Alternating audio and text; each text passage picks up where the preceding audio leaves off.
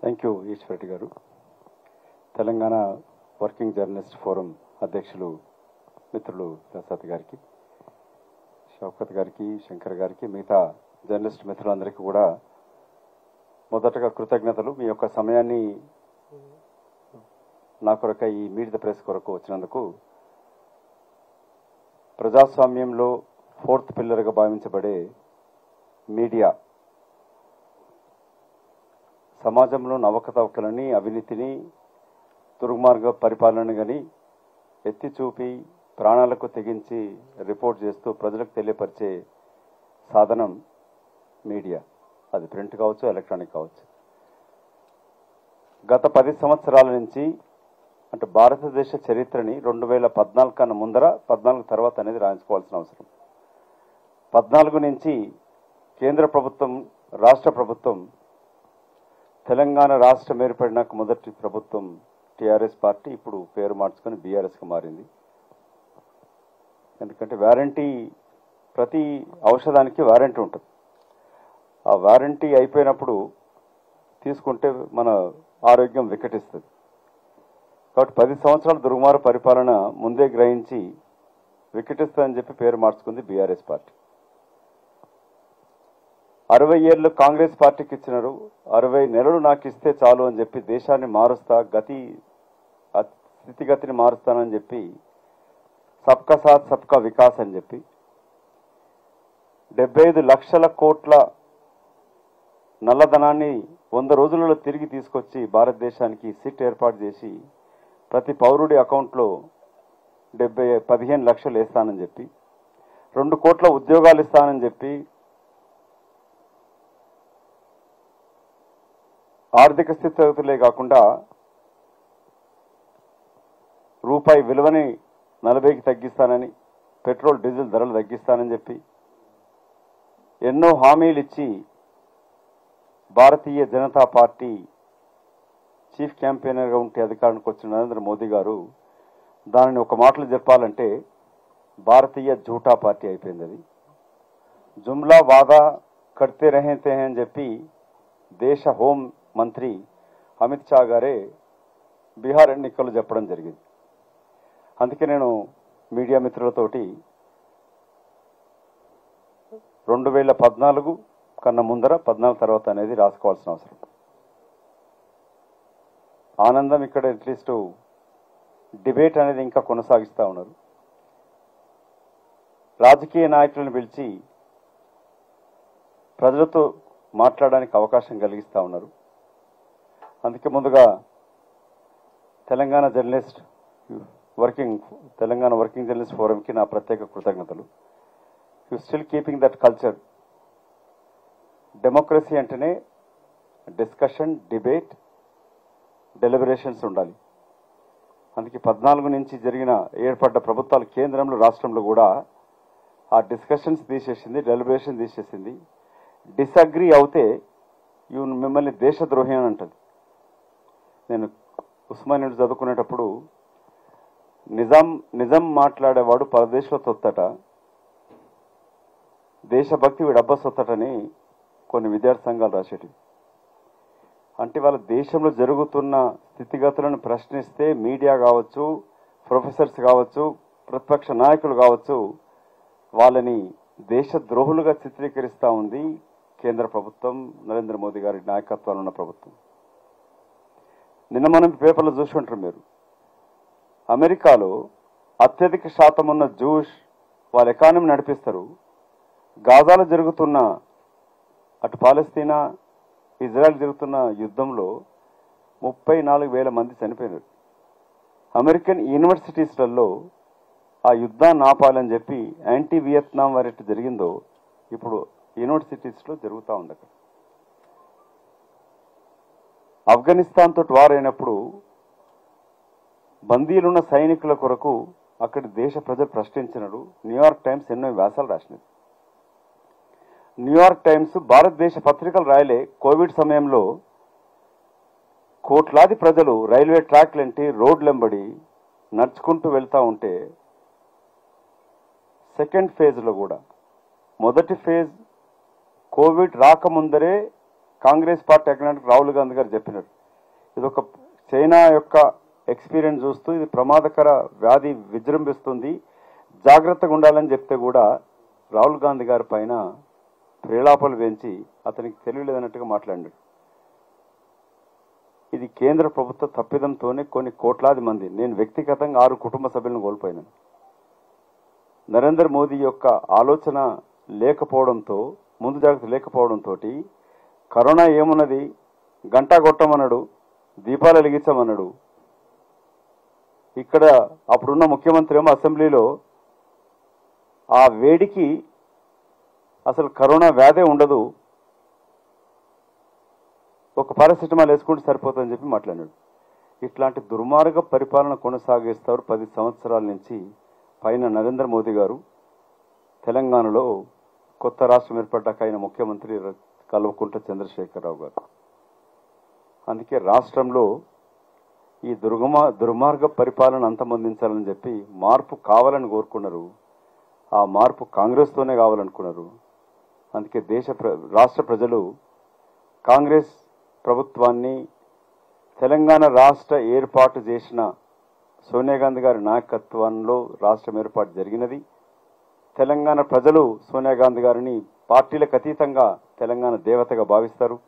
వారి చేతితో ఇచ్చిన 6 హామీలు గత 2 సంవత్సరాల నుంచి అలుపెరుగని పోరాటం చేస్తూ రాష్ట్ర పిసిసి అధ్యక్షుడిగా గౌరవ మిత్రులు రేవంత్ రెడ్డి గారు కంటిన్యూ పోరాటం చేయడం టీఆర్ఎస్ పార్టీ పైన. బీజేపీ చాలా మంది మాట్లాడుతూ ఉంటారు పాత్రికేయ మిత్రులు, లేదు ఇది యాంటీ టీఆర్ఎస్ బీఆర్ఎస్ ఓటు, మళ్ళీ యాంటీ బీఆర్ఎస్ ఓటు అయితే బీజేపీ కూడా ఉండే కదా. సో బీజేపీ కాకుండా కాంగ్రెస్కి ఎన్నుకున్నారంటే అది రేవంత్ రెడ్డి గారి నాయకత్వం, కాంగ్రెస్ పార్టీ, సోనియా గాంధీ గారి నాయకత్వం, రాహుల్ గాంధీ గారి నాయకత్వం, ఆ యొక్క ప్రజల యాక్సెప్టెన్స్ కాంగ్రెస్ పార్టీ ఉండేప్పటికీ కాంగ్రెస్ పార్టీ ఖతమైందనుకున్న సమయంలో కాంగ్రెస్ అధికారానికి వచ్చింది. సరే, ఈ ప్రస్తుత ప్రభుత్వం పైన నేను మాట్లాడతాను, కానీ ముందుగా మే 13 జరిగే పార్లమెంట్ ఎన్నికలు తెలంగాణ రాష్ట్రంలో, మొత్తం దేశంలోనే జరుగుతున్న సార్వత్రిక ఎన్నికలలో ఇదొక ప్రమాదకర గడియల నుంచి మనం ముందుకు వెళ్తా ఉన్నాం. అత్యంత ప్రమాదకర స్థితులు ఇవాళ దేశంలో ఉన్నాయి. రాజకీయంగా దేశ ప్రజలు అనుకోవచ్చు రాజకీయంతో మాకేం సంబంధం లే, యువత అనుకోవచ్చు ఇదేముంది ఉద్యోగాలతో మేము చేసుకుంటాం, మా ఉద్యోగం బతుకుతాం, మాకేం అవసరం అనుకోవచ్చు. కానీ ప్రతి పౌరుడు ఇంక్లూడింగ్ బిచ్చమెత్తుకునేవాడు కూడా ఇవాళ దేశ సంపదకి దోహదపడతా ఉన్నాడు. గతంలో మనం ఇంటికి వస్తే బిచ్చవాడికి ఇంత తిండి పెడుతుంటే చేస్తుంటాం, కానీ ఇవాళ రేపు వాడు తిండి తీసుకోవట్లే, పాచిపోయిన తిండి తినడు. బిచ్చమెత్తుకునే వాళ్ళు నిరుపేదలు కూడా డబ్బులు తీసుకొని రాత్రికి ఉప్పు సప్పు బియ్యం కొనుక్కోవాలా, దాంట్లో కూడా జీఎస్టీ కట్టాల్సిందే. ఇవాళ 2 లక్షల పైన కోట్లకి జీఎస్టీ ఆదాయం పెరిగినది. అంటే ప్రతి సామాన్య పౌరుడు, దేశంలో 90% జనాభా ఉన్న అట్టడుగు వర్గాలు కానీ ఎస్సీ ఎస్టీ బీసీ మైనార్టీలు కావచ్చు, అగ్రవర్ణ నిరుపేదలు కావచ్చు, సో 90% పైన కడుతున్న ఆదాయాన్ని కొందరి చేతులకే పోతుంది. జీఎస్టీ మనం కడతాం, మీరు కడతారు, కానీ ఆదాయం ఎంత ఎవరికి పోతుంది? అదానీ అంబానీలకు, ఇంకొందరు పారిశ్రామికవేత్తలకి, లేక వ్యాక్సిన్ తయారు చేసిన ఫార్మస్యూటికల్ కంపెనీలకి, ప్రజలను మోసం చేస్తున్న కంపెనీలకి, ట్యాక్స్లు ఎగ్గొడుతున్న కంపెనీలకి, వేలాది కోట్లు ముంచిన కంపెనీలకి ఈ ఆదాయాన్ని పంచిస్తున్నది నరేంద్ర మోదీ గారు, కేంద్ర ప్రభుత్వం. 60 లక్షల ప్రభుత్వ ఆస్తులని, ప్రజలకు సంబంధించిన ఆస్తులని 6 లక్షల రూపాయలకే కట్టబెట్టిండు నరేంద్ర మోదీ గారు. దేశ స్వతంత్రం తీసుకురావడంలో కాంగ్రెస్ పాత్ర, స్వతంత్రం వచ్చినాక భారతదేశ మొదటి ప్రధాని పండిత్ నెహ్రూ గారు, లేక భారతదేశ రాజ్యాంగ రచించడంలో బాబాసాహెబ్ అంబేద్కర్ గారికి ఆ బాధ్యత ఇచ్చి ఇవాళ భారత రాజ్యాంగం ప్రకారంగా ప్రతి పౌరుడికి సమాన హక్కు, భావ స్వేచ్ఛ, freedom of speech, freedom of expression, freedom of practising religion, సమాన హక్కులు కల్పించింది భారత రాజ్యాంగం. మరి భారత రాజ్యాంగం ఉన్నది కాబట్టి ఆర్టికల్ 3 ప్రకారంగా ప్రత్యేక రాష్ట్రం తెలంగాణ కూడా ఏర్పడగలిగింది. లేక నరేంద్ర మోదీ గారు ఓబీసీ అని చెప్పుకునే నరేంద్ర మోదీ గారు ప్రధానమంత్రి కాగలిగినడు? స్వతంత్రం వచ్చినాక సైన్యం చేతిలో పోకుండా పాకిస్తాన్ ఇండియా ఏకకాలం ఏర్పడినా కూడా సైన్యం చేతిలో పోకుండా ప్రజాస్వామికంగా పరిపాలించేటట్టుగా జవాబుదారీ ఉండేటట్టుగా భారత రాజ్యాంగం రచించడం జరిగింది. ఇవాళ భారత రాజ్యాంగమే ప్రమాదంలో పడింది. భారత రాజ్యాంగం ప్రమాదంలో పడిందని గుర్తించాలని మీకు వినతి చేస్తా ఉన్నాను. ఇది మీకు మాకు కొన్ని రాజకీయ పార్టీలకు సంబంధించింది కాదు. మీడియా మిత్రులు ఉండొచ్చు, వివిధ సంఘాల నుంచి వచ్చిన యువకులు ఉండొచ్చు, రాజకీయ పార్టీ వాళ్ళు ఉండొచ్చు ఇక్కడ. కానీ ప్రతి భారతదేశ పౌరుడికి సంబంధించిన పౌర హక్కులను కాల రాస్తూ రాజ్యాంగాన్నే మార్చాలనే ఒక దుర్మార్గపు ఆలోచనతోటి కేంద్ర ప్రభుత్వం నరేంద్ర మోదీ గారి ప్రభుత్వం ఆలోచన చేస్తూ ఉంది. ఆర్ఎస్ఎస్ 1925లో ఏర్పడింది. ఆర్ఎస్ఎస్ ఏర్పడినప్పటి నుంచి కూడా గోల్వాల్కర్ గాని ఆర్ఎస్ఎస్ యొక్క వ్యూహకర్తలు కూడా భారత స్వతంత్రాన్ని వ్యతిరేకించినారు. స్వతంత్రం వచ్చినాక సమాన హక్కులని వ్యతిరేకించినారు. కాస్ట్ సిస్టమ్ని పెంపొందించినారు. మనువాదంతోనే ప్రభుత్వం నడపాలని హెగ్డేవార్ గాని గోల్వాల్కర్ గాని సావర్కర్ గాని ఆశించినారు. సో భారత రాజ్యాంగం అత్యంత ప్రమాద స్థితిలో ఉన్నప్పుడు ఇది కాంగ్రెస్ పార్టీ మనుగడకో ప్రతిపక్ష పార్టీల అధికారం రావడానికి కొరకు కాదు, మన బిడ్డల భవిష్యత్తు కొరకై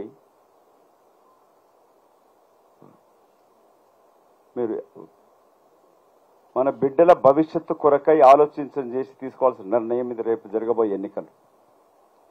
ఎన్విరాన్మెంట్ కానీ పొల్యూషన్ కూడా భావి తరాలకి నివసించే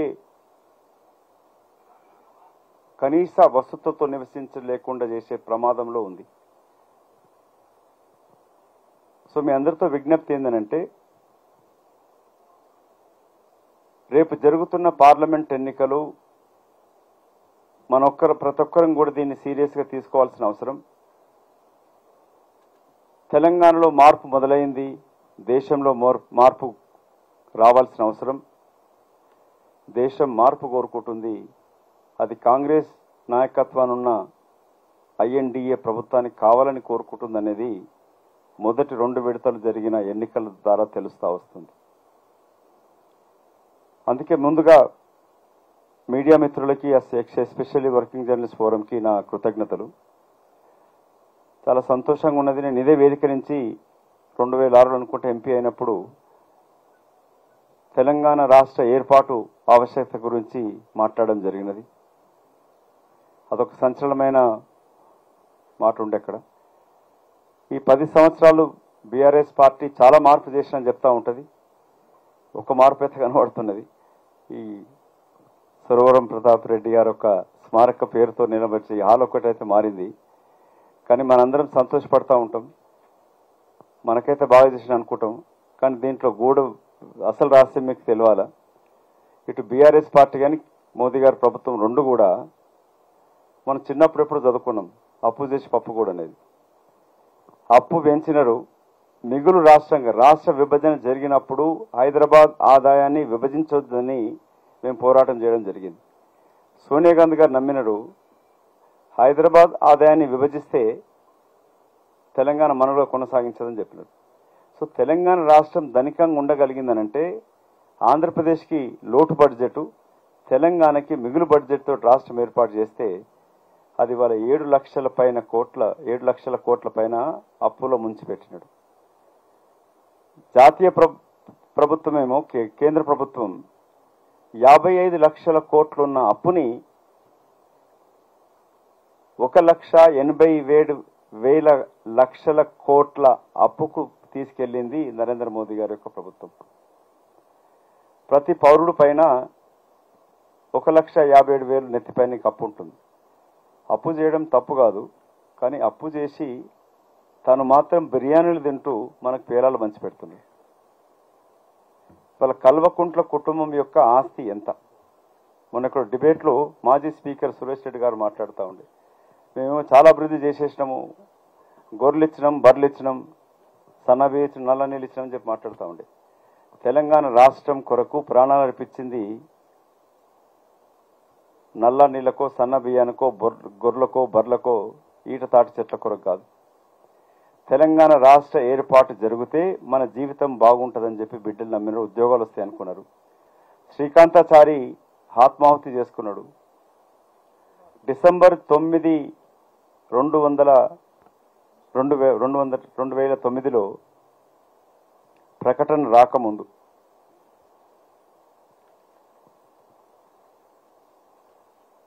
ఆ రోజు కేంద్ర ప్రభుత్వం అధికారంలో ఉన్నప్పుడు సోనియా గాంధీ గారు పొలిటికల్ అఫైర్స్ మీటింగ్ జరుగుతూ ఉండే. డిసెంబర్ 9, 2009 కదా. ప్రకటన రాకముందు అసెంబ్లీ ముట్టడని ఉస్మాన్ యూనివర్సిటీ కాల్ ఇచ్చింది విద్యార్థి సంఘాలు. అప్పటికి 27 మంది విద్యార్థులు ఆత్మహత్యలు చేసుకున్నారు యువకులు. ఇంకొక ప్రాణం కూడా పోకూడదని చెప్పి ఒక తల్లిగా సోనియా గాంధీ గారు భావించి ఆ రాత్రికి ప్రకటన వచ్చింది. ఆ రాత్రి ప్రకటన రాకముందు ఇదే కేటీ రామారావు అండ్ కవిత గారు వాళ్ళ మేనమామతో పరిగెత్తుకొచ్చి, మాకు తెలంగాణ అవసరం లేదు, నాన్న హాస్పిటల్లో షుగర్ పడిపోతున్నది, ప్రకటన చేసి సరిపోతుందని చెప్పి మాట్లాడి తెలంగాణ నవ్వార్ నెవర్ అని పోరాటం చేసింది. నేను ఒక పార్లమెంట్ సభ్యుడిగా, తెలంగాణ బిడ్డగా, మిగతా పార్లమెంట్ సభ్యులతో తెలంగాణ యావత్తు, అందులో ముఖ్యంగా జర్నలిస్టుల పాత్ర ప్రత్యేకంగా గుర్తు చేసుకోవాల్సిన అవసరం. కానీ రాష్ట్రం రాకముందు 100 కోట్లు ఇస్తా అని చెప్పినాడు. నీకు ఏ 100 కోట్లు ఇచ్చి నాకైతే తెలియదు. 2-3 జాగాలు చూపించినాడు, ఇనోవాలు తిప్పి, అది కూడా మహిమంకి ఇంకో కట్టబెట్టినాడు. అట్లా ప్రతి ఒక్కరిని ముంచింది కల్వకుంట్ల కుటుంబం, కల్వకుంట్ల చంద్రశేఖరరావు. అందుకే వారి ఇంటి పేరు నేను ఎప్పుడు అంటూ ఉంటాను. గొల్లకురుములకు పంచాయతీ పెట్టిండు, గోండకు లంబడలకు పంచాయతీ పెట్టిండు. ఆయన ఇంటి పేరు కల్వకుంట్ల కాదు, కల్వకుండ. అంటే ఒక కులం ఇంకో కులాన్ని కలవద్దు, ఒక వర్గం ఇంకోని కలవద్దు. అందుకే ఆయనకు ఎవరిని కలవకుండా చేసి సంఘాల పేర్లు మార్చేసి ప్రతి దాంట్లో డివిజన్ తీసుకొచ్చేసి పబ్బం గడుపుకున్నాడు. సో అందుకే ఇది మనం హాల్ ఇట్లాంటి కట్టించి కొన్ని అక్కడక్కడ కట్టినట్టు చూపించేస్తాడు. కానీ ఇప్పటి వరకు తెలంగాణ రాష్ట్రంలో 10 సంవత్సరాల కాలంలో ఒక కొత్త హాస్పిటల్ రాలే, కొత్త యూనివర్సిటీస్ రాలే, 4000 స్కూళ్ళ పైన మూతపడ్డాయి, ప్రైవేటు ఇంజనీరింగ్ కాలేజ్ మూతపడ్డాయి, ప్రభుత్వ ఉస్మాన్ యూనివర్సిటీని తోడుకొని తెలంగాణ యూనివర్సిటీ నా హయాంలో అక్కడ స్థాపించడం జరిగింది. వాటి మనుగడకే కష్టమైంది. ఇచ్చే జీతాలకే సరిపోతుంది ప్రభుత్వం ఇచ్చే కోట్ల రూపాయలు అక్కడికి. సో కొత్త సెల్ఫ్ ఫైనాన్స్ కోర్స్ అంటూ స్టార్ట్ చేశాడు. అక్కడ ఉస్మాన్ యూనివర్సిటీ విద్యార్థి జేఏసీ దయాకర్ కూడా ఉన్నాడు. ఇప్పుడు యూనివర్సిటీస్ ఎట్ల పరిస్థితి అంటే ఉస్మాన్ యూనివర్సిటీలో సెల్ఫ్ ఫైనాన్స్ కోర్స్ పెట్టి చదువుకోనికి అవకాశం లేకుండా, గతంలో సమైక్య ఆంధ్రప్రదేశ్ ఉన్నప్పుడే బతుకు బాగుండే, అంతకన్నా అధ్వానంగా మారింది 10 ఏళ్ల తర్వాత. కొత్త ఉద్యోగాలైతే రాలే, తెలంగాణ దోపిడీ గురైంది. అత్యంత ధనిక నగరంగా ఉన్న హైదరాబాద్ చుట్టుపక్కల ఉన్న ఆస్తులన్నీ కూడా అగ్వకు సగ్వకు అమ్మేసేసి తన అనుయాయులకి, తన కుటుంబ సభ్యులకో కట్టబెట్టుకున్నాడు. 100 కోట్లు 1000 కోట్ల విలువ చేసే ఫామ్ హౌస్ కట్టుకున్నాడు. ఈ ఆఖరికి బతుకమ్మతో పేరుతో బతుక నేర్చిన కవితమ్మనేమో ఇక్కడ సంపాదించాలక ఒక ఆడదయ్యుండి తాగుడుకు వ్యసనానికి అలవాటడిపోయి పుస్తలు దిగిపోతూ ఉంటే ఇక్కడ సంపాదించాలకుంటే ఢిల్లీ లిక్కర్ స్కామ్లో ఇరుక్కున్నది. ఇప్పుడు జైలు పాలై ఉన్నది. వీళ్ళ దోపిడీ ఎంత జరిగిందనంటే, తెలంగాణ ఆకాంక్షను అడ్డం పెట్టుకుని అధికారానికి వచ్చి అమలుకు నోచుగానటువంటి హామీలు ఇచ్చి అవినీతితో అక్రమంగా పరిపాలన కొనసాగించి 10 సంవత్సరాలు తెలంగాణ ధ్వంసం చేసి దోచుకున్నది కల్వకుంట్ల చంద్రశేఖరరావు అతని కుటుంబం. తెలంగాణ వ్యతిరేకించి దుర్మార్గుని మంత్రివర్గం చేర్చుకున్నాడు. తెలంగాణకై ప్రాణాలు అర్పించిన శ్రీకాంతాచారి తల్లి మొన్న వచ్చింది ఇంటికి. తెలంగాణ అమరవీరుల స్తూపం కట్టి ఆ అమరవీరుల స్తూపాన్ని కొరకై ప్రారంభోత్సవం రమ్మని చెప్పి కారు పంపించి 2 గన్మెన్లు ఇచ్చి పంపించేసి స్తూపం ఇనాగ్రేషన్ అయిన వెంటనే కారు వాపసు తీసుకున్నారంట, గన్మెన్ వాపసు తీసుకున్నారంట. తిరిగి ఇంటికి పోనీకి కనీసం బస్సు సౌకర్యం కల్పించని రాక్షసుడు కల్వకుంట్ల చంద్రశేఖరరావు. ఆ తల్లి ఏడుస్తూ ఉంది. ఎలక్షన్లు పెట్టించిన ఒక నామినేట్ పదవి కూడా ఇవ్వలే. అట్లాంటి ఎంతో మంది 1200 పైన చనిపోయిన అమరుల కుటుంబాల తల్లిదండ్రులు ఏడుస్తూ ఉన్నారు. వాళ్ళ ఉసురు తగులుతుంది కల్వకుంట్ల కుటుంబానికి. అందుకే బిడ్డ పోయి జైల్లో కూర్చున్నది. తండ్రి కాలిరిగి కట్టబెట్టుకొని మంచిగానే తిరిగి నటిస్తూ ఉన్నాడు. సో 10 సంవత్సరాలు తెలంగాణ రాష్ట్రం ఏర్పడ్డాక బాగుపడ్డదంటే కల్వకుంట్ల కుటుంబమే. తెలంగాణలో ఉన్న అట్టడుగు వర్గాలకి ఇంకా అన్యాయమే జరుగుతూ ఉన్నది. అగ్రవర్ణాల నిరుపేదలకు కూడా ఆర్థిక సాయం అందాలని చెప్పి రాజశేఖర రెడ్డి గారి కాంగ్రెస్ పార్టీ ప్రభుత్వం ఆలోచించి 4% రిజర్వేషన్ కల్పించింది. దేశంలో ఉన్న మైనార్టీ వర్గాలకు కూడా రిజర్వేషన్స్ అవసరము. వాళ్ళకు కూడా చేయూతనివ్వాలి. రిక్షా దొక్కునే ముస్లిం బాయ్ సోదర పిల్లలకు కూడా డాక్టర్ ఇంజనీర్ కావాలి. గరీబులో కాలనీలో బస్తీలో పనిచేసి మురికి వాళ్ళు పనిచేసి పిల్లలు కూడా డాక్టర్ కావాలని చెప్పి ఆలోచన చేసి ముస్లిం క్రిస్టియన్ మైనార్టీ సోదరులకు కూడా రిజర్వేషన్ కల్పించింది కాంగ్రెస్ పార్టీ. అది మతం పేరు పైన చేయలే. మతం పేరు పైన రిజర్వేషన్స్ ఇవ్వడానికి వీలే లేదు. వృత్తి పేరు పైననే రిజర్వేషన్స్ కల్పించగలుగుతాం. అందుకే బీసీ కేటగిరీలో ఈ కేటగిరీ ఏర్పాటు చేసి ముస్లిం సోదరులకు కూడా క్రిస్టియన్ సోదరులకి రిజర్వేషన్ కల్పించింది వృత్తితోటి. దోబీ పని చేసే హిందూ ఉంటే దోబీ పని చేసే ముస్లిం కూడా రిజర్వేషన్ ఇవ్వచ్చు. అట్లాగే అజాం పని మంగళ పని చేసుకునే ముస్లిం అయినా హిందూ అయినా రిజర్వేషన్ ఇవ్వచ్చని ఏర్పాటు చేయడం జరిగింది. కానీ వాళ్ళ దేశ ప్రధానమంత్రి పదవిలో ఉన్న వ్యక్తి తన 10 సంవత్సరాల కాలం నాకు 60 నెలలు ఇస్తే చాలు దేశాన్ని ఉద్ధరిస్తా అని చెప్పిన మాట్లాడిన నరేంద్ర మోదీ కాంగ్రెస్ పార్టీ 5 న్యాయ్ 100 గ్యారంటీ స్కీములతోటి మహిళలకి యువతకి సామాజిక న్యాయం రైతు న్యాయం అని 5 న్యాయాలు తీసుకొని వస్తే వాటిలలో ఎక్కడ మేనిఫెస్టోలో కూడా అసలు రాజ్యాంగమే ఒప్పుకోదు మతం పేరుపైన రిజర్వేషన్స్ ఇవ్వడానికి కొరకు. కాంగ్రెస్ మేనిఫెస్టో ముస్లిమ్స్ రిజర్వేషన్స్ ముస్లిం లీగ్ మేనిఫెస్టో అంటూ పచ్చి అబద్ధం మాట్లాడుతున్నది ఈ దేశ ప్రధాని.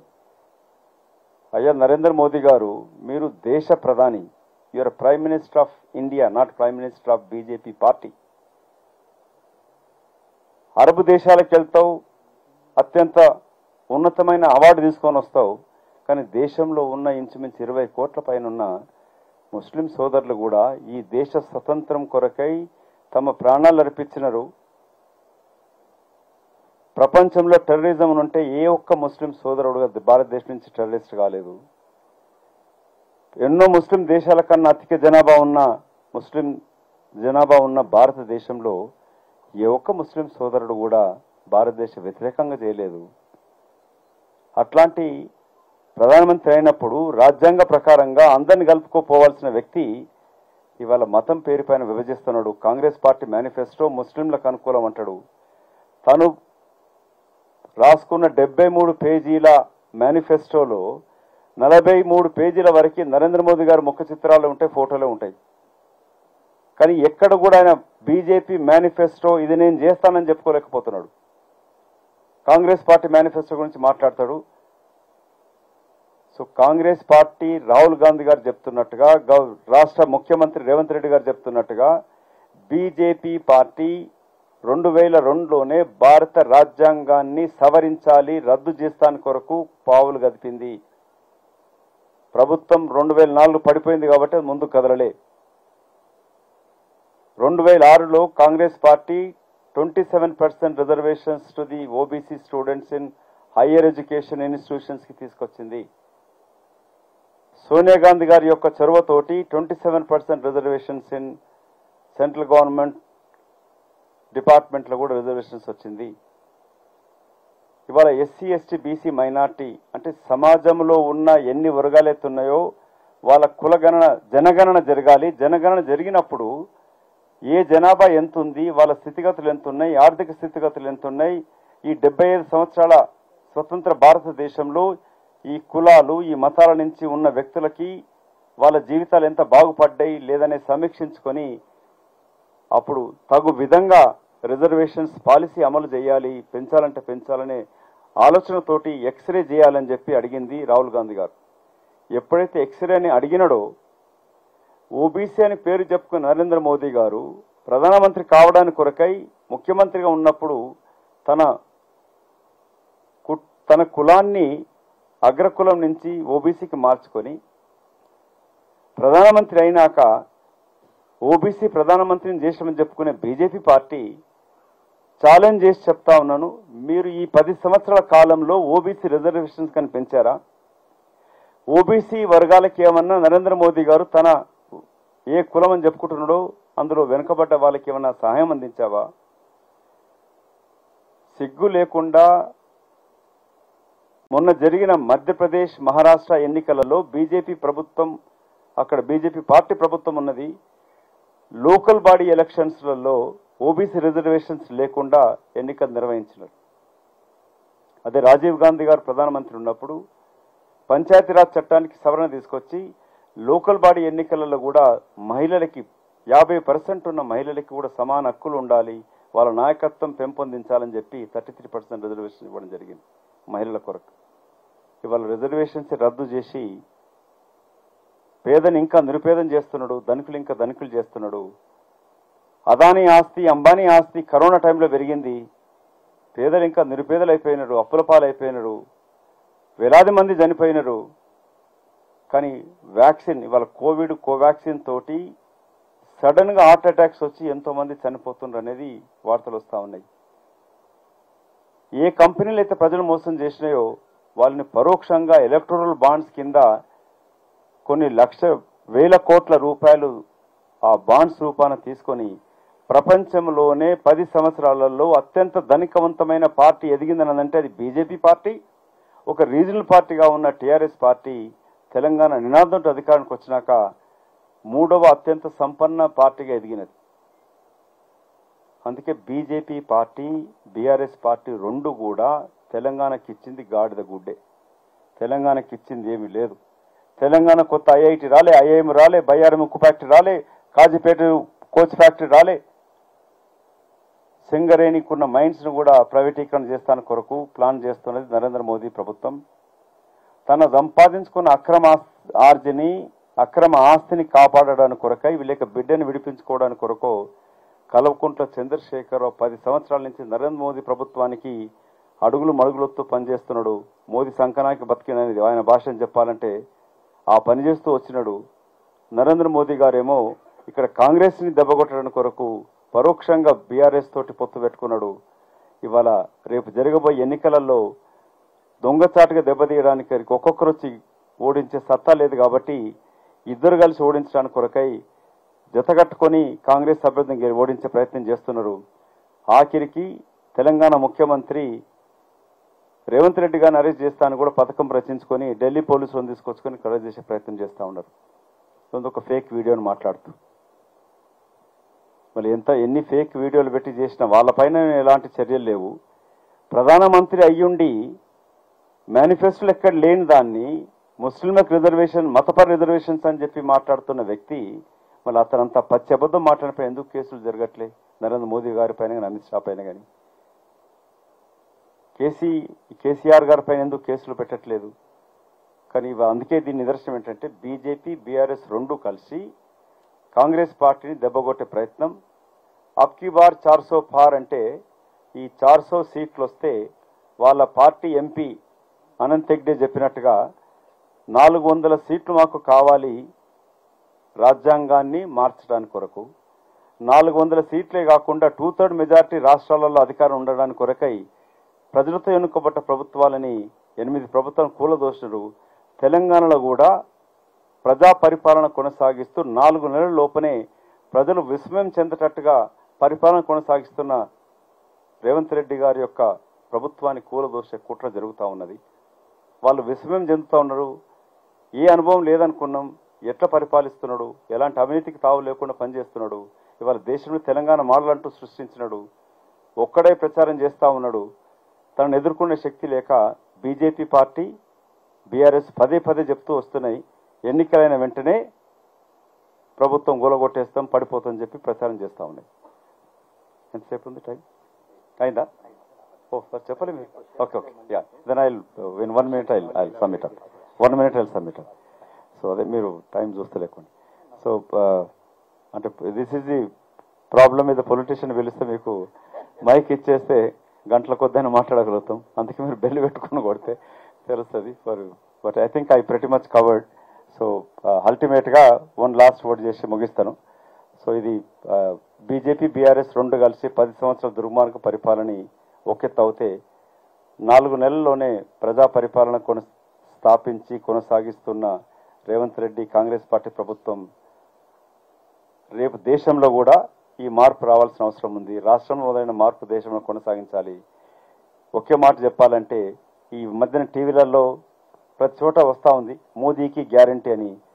మోదీకి గ్యారంటీ అంటే పెట్రోల్ డీజిల్ 170 రూపాయలకు పెంచడం, మోదీకి గ్యారంటీ వంట గ్యాస్ పెంచడం, మోదీకి గ్యారంటీ అంటే ఉప్పు సప్పు బియ్యాన్ని నూనె పెంచడం. ఆఖరికి ఒక మాట చెప్పాలంటే మోదీకి గ్యారంటీ ఫిర్సే ధోకా దేనేకి warranty. Thank you. Thank you Modi ఎస్కి గారు, చాలా ఎలాబొరేట్గా మీరు చెప్పారు. తర్వాత మా మీడియా మిత్రులు మిమ్మల్ని ప్రశ్నలు అడుగుతారు. మా మిత్రులకు మనవి ఏంటంటే మిమ్మల్ని అందరి పేర్లతో నేను చెప్పగలను, కానీ మీరే సెల్ఫ్ ఇంట్రడ్యూస్ చేసుకొని క్వశ్చన్ అడిగితే బాగుంటుందని నా అభిప్రాయం. స్టార్ట్ చేయండి మిత్రమా. అలా ప్రతాప్ ఎన్టీవీ. ఇప్పుడు మీరు 400 సీట్లు వస్తే రాజ్యాంగాన్ని మారుస్తారు, రిజర్వేషన్లు ఎత్తేస్తారని చెప్తున్నారు. ఇప్పటికే ఎన్డీఏకు అంటే నిన్న మోడీ కూడా చెప్పాడు, మాకు 360 సీట్లు ఉన్న ఎన్డీఏ కూటమికి, అంటే బయట నుంచి పక్షాలతో కలుపుకుంటే దాదాపు 400 సీట్లు ఉన్నాయి. ఇప్పటికే 400 సీట్లు ఉన్నా మేము అలాంటిది ఏం చేయలేదు, కాకపోతే వారికి నేరుగా మా మీద ఎదుర్కొనే శక్తి లేక దుష్ప్రచారం చేస్తున్నారు మా పైన అని చెప్పేసి మోడీ నిన్న కామెంట్ చేశారు. వాళ్ళు చెప్పే దాంట్లో ఎక్కడ కూడా నిజం లేదు. 2/3 మెజారిటీ వాళ్ళకే ఉండాలి. తనకు మద్దతు ఇచ్చే పార్టీలు ఏవి కూడా రాజ్యాంగాన్ని మార్చడానికి ఒప్పుకోవు. కాబట్టి అతను చెప్పే దాంట్లో నిజం లేదన్నది ఒకటి. రెండో విషయం, ఎక్కడ కూడా రిజర్వేషన్స్ రద్దు చేస్తామని అంటే రిజర్వేషన్ కొనసాగిస్తామని చెప్పట్లేదు. మేము రిజర్వేషన్స్కి వ్యతిరేకం కాదంటున్నాడు ఆర్ఎస్ఎస్ చీఫ్ మాట్లాడేది, కానీ బీజేపీ నాయకుడు మాట్లాడేది వీఆర్ నాట్ అగెనిస్ట్ రిజర్వేషన్స్ అంటున్నారు. సో నువ్వు పరోక్షంగానే ప్రభుత్వ సంస్థలైన బిహెచ్ఈఎల్ నుంచి తోడుకొని ఎల్ఐసి మిగతావన్నిటి కూడా ప్రైవేటీకరణ చేస్తూ ఉన్నాడు. ప్రైవేట్ యూనివర్సిటీస్ వస్తూ ఉన్నాయి. ప్రభుత్వ పరంగా యూనివర్సిటీస్ కానీ హాస్పిటల్స్కి రావట్లేదు. ప్రభుత్వ రంగ సంస్థలని బలోపేతం చేయట్లేదు. డిఆర్డిఎల్ కాడికి వెళ్ళి మిగతా నమ్మే ప్రయత్నం చేస్తూ ఉన్నాడు. సో వీటినేమో ఇండైరెక్ట్గా రిమూవింగ్ ఆఫ్ రిజర్వేషన్స్ ఒకటి, డైరెక్ట్గా భారత రాజ్యాంగాన్ని అతను మోదీ పార్లమెంట్ కట్టింది. మీరు చూస్తే ఎంత దుర్మార్గంగా ఎంత ఫాల్తూ కనపడుతుంటే బిల్డింగ్ మీకు ప్రతిదీ తీన్మూర్తి భవన్ కూడా మార్చేసి అది ప్రధానమంత్రి స్మారక చిహ్నంగా పెట్టినాడు. అంటే everything you wanted to change and put only his name. అట్లాగే రాజ్యాంగాన్ని కూడా అతను మార్చాలని, నెహ్రూ కాంగ్రెస్ హయాం రాజ్యాంగం ఉండొద్దు మార్చాలనేది వాళ్ళ ఎన్నో విషయాలు ఉన్నాయి. 2016, 17 పాంచజన్య అండ్ ఆర్ఎస్ఎస్ పత్రికలు కూడా లేక బీజేపీ పార్టీ ఎంపీలు పదే చెప్తూ వచ్చినారు. 15, 17 డిఫరెంట్ వ్యాసాలలో కూడా వచ్చినాయి. వాళ్ళ వ్యూహం అంతా కూడా రాజ్యాంగాన్ని మార్చి ఈ రిజర్వేషన్స్ని పునఃపరిశీలించాలి, రద్దు చేయాలనేదే పదే ఆర్ఎస్ఎస్ చెప్తా ఉంది, వాళ్ళ నాయకులు చెప్తా ఉన్నారు. మోదీ గారు డిఫెన్స్లో పడి ఎక్స్పోజ్ అయ్యింది కాబట్టి ఆ మాట మాట్లాడుతున్నాడు. ఇప్పటికెక్కడ కూడా అతను చెప్పట్లే ఈ రిజర్వేషన్స్ వ్యతిరేకం కాదంటుంది తప్ప రిజర్వేషన్స్ని మేము పొడిగిస్తాము లేక జనాభా కాస్ట్ సెన్సస్ కొనసాగించి దేశంలో ఉన్న ఎంతమంది జనాభా ఉన్నారు, ఎవరికి ఎంత హక్కు ఇవ్వాలనే దానిపైన జనాభా ప్రాతిపదిక కొనసాగిస్తామని చెప్పి ఎక్కడ మోదీ చెప్పట్లేదు. నేను అశోక్ ఫ్రమ్ TV9. మీ ప్రభుత్వం వచ్చి 4 నెలలు కాలేదు, కానీ అప్పుడే ఆర్ఆర్ ట్యాక్స్ అని మొదలు పెట్టారని చెప్పి నిన్న ప్రధాని TV9 డిబేట్లో చెప్పడం జరిగింది. కమిషన్ల తెలంగాణ మొదలైంది అనేది ఆయన వాదన. మోదీ గారి యొక్క స్టైల్ ఏంటంటే attack is the best way of defence అని.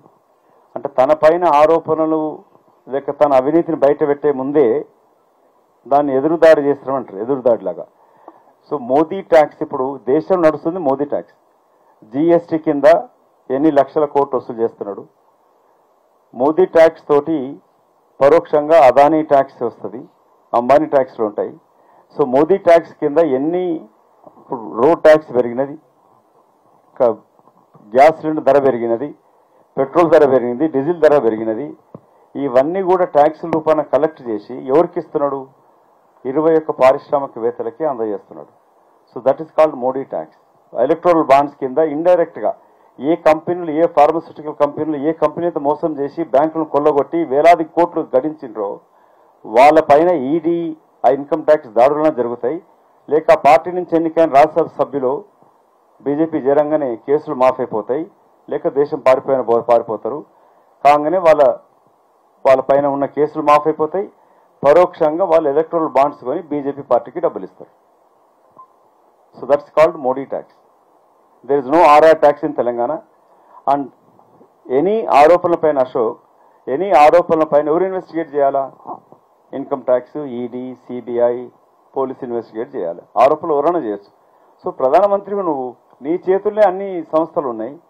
సో నువ్వు విచారణ జరపకుండా చౌకబారుగా ప్రధానమంత్రి అయి ఉండి ఫక్తు రాజకీయ నాయకుడు గల్లీ బీజేపీ నాయకు కార్పొరేటర్ మాట్లాడినట్టు మాట్లాడితే ప్రధానమంత్రి కార్పొరేటర్కి తేడం లేదు. ఇక మధ్యాస్కి గారు, నేను రాములు 6 టీవీ బ్యూరో చెప్పండి.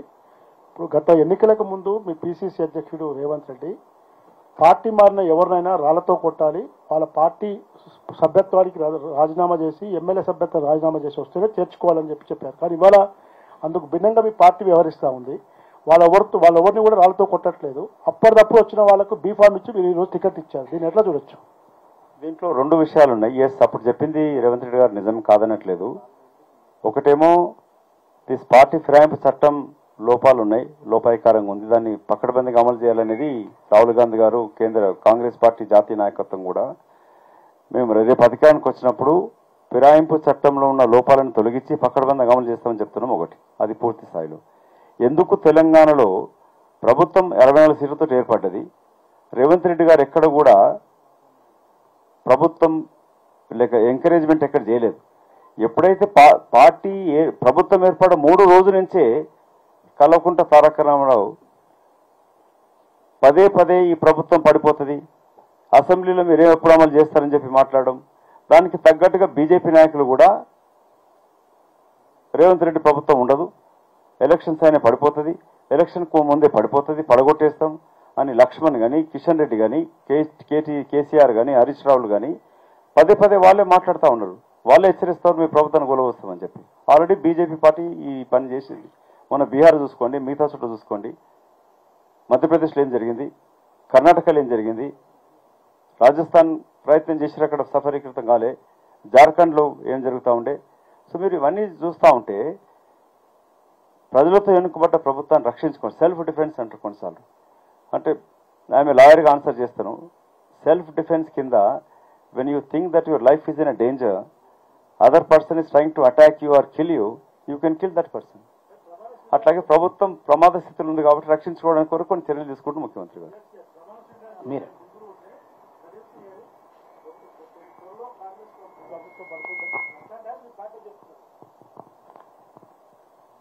కడెం శ్రేణి అడగండి, ఎందుకు చేరండి మా పార్టీలో. నేను సిద్ధార్థ ఫ్రమ్ ఏబిఎన్.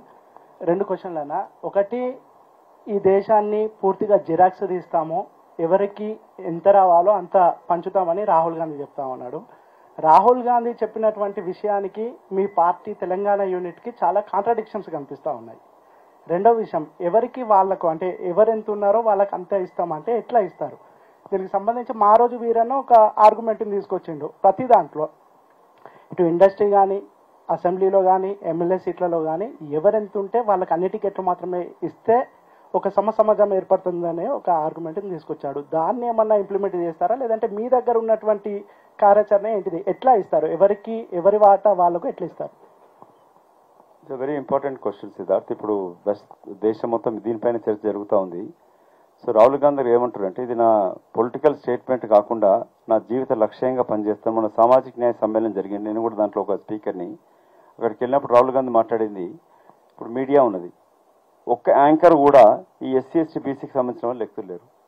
అంటే అభివృద్ధి చెందిన దేశాలలో, అమెరికా లాంటి దేశంలో కూడా, లేక యూకే కానీ, ఆస్ట్రేలియా కానీ ఈక్వల్ ఆపర్చునిటీ కమిషన్ ఉంటుంది.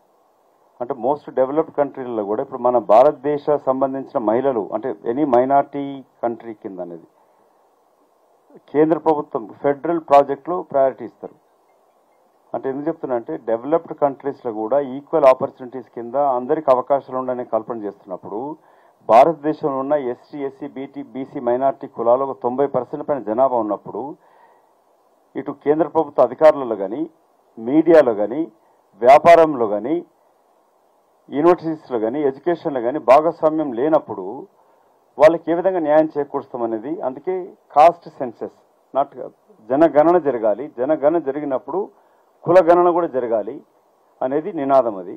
సో దాంట్లో ఎట్లా ఇస్తారనే దాంట్లో అందుకే అది తెలుసుకోవడానికి కొరకే నువ్వు ఎక్స్రే ఎందుకు చేస్తాము, కడుపులో క్యాన్సర్ ఉందా లేక గడ్డగట్టిందా ఏం ప్రాబ్లం ఉందా అనేది ఎక్స్రే తీసి తెలుస్తుంది. సో నువ్వు ఎక్స్రే ఎందుకు తీసినప్పుడు సమాజంలో ఉన్న కులాలు ఎన్ని ఉన్నాయి, వాళ్ళ ఆర్థిక స్థితిగతులు ఏమున్నాయి, లేక రిజర్వేషన్స్ పాలితోటి ఎంత అభివృద్ధి చెందింది లేదు, ఇవన్నీ కూడా జరగాలంటే కాస్ట్ సెన్సస్ జరగాలి, జనగణన జరగాల్సిందే. సో సెన్సస్ జరగాల్సిందనేది కీలకం. సెన్సస్ జరిగినాక కూడా కేంద్ర ప్రభుత్వం వాళ్ళ చేతుల్లో ఉన్నాక కూడా దాన్ని బయటికి పెట్టట్లే. కాబట్టి మోదీ గారికి బీజేపీ పార్టీ చెప్తున్న దానికి కాంగ్రెస్ పార్టీ రాహుల్ గాంధీ అంటున్న దానికి వ్యత్యాసం ఉంది ఇక్కడ. సో జరిగినప్పుడే సరైన దేశ సంపదని, ప్రభుత్వం అనేది దేశ సంపదకి కస్టోడియనే, వాళ్ళ సొంత ఆస్తులు కావు. సో కస్టోడియన్ ఉన్నప్పుడు సమపాలంగా పంచాలనడానికి కొరకే ఈ ఆలోచన చేస్తూ ఉన్నారు. సో తెలంగాణలో కూడా కొన్నిసార్లు ఏమవుతుందంటే అంటే ఈ అవగాహన కూడా జరగాలి. సో ఎందుకు కొన్నిసార్లు మీరు అనొచ్చు అంటే మీరు ఇప్పుడు 11 సీట్లలో మీరు ఒక్కొక్క కులానికి 7 సీట్లు ఇచ్చినా కూడా అడగచ్చు. సో ఎందుకు వస్తే కొన్ని రాజకీయం వేరు, సామాజిక న్యాయం వేరు. రాజకీయాలకు వచ్చేవరకు అంటే నువ్వు సమాజంలో చేంజెస్ తీసుకురావాలంటే ప్రభుత్వం ఉండాలి, ప్రభుత్వంలో ఉన్నట్టే గెలిచే. ఇప్పుడు నేను కూడా అనుకున్నా ఎలిమినర్ కాంటెస్ట్ చేస్తే గౌడ్సే 60,000 ఉండరట, లేక బీసీలు ఎంత ఉన్నారు, కృష్ణ కూడా గెలిచి నేను కూడా గెలుస్తాను అనుకున్నా. బీసీలో ఓటేయాలి, గౌడ్ కూడా మొత్తం ఓటేయాలి. సో ఇట్లా ఏమవుతుందంటే ఈ అవగాహన లేకపోతే, సో లేకపోయేవరకు అధికారంకి వస్తే మేము మార్పు చేయొచ్చు కదా. సో అట్లాంటి కాంప్రమైజ్ జరుగుతూ ఉన్నాయి. సో రాహుల్ గాంధీ గారు కూడా ఏమైందంటే విదిన్ పార్టీలో కూడా చాలా వ్యతిరేకత ఉంటుంది.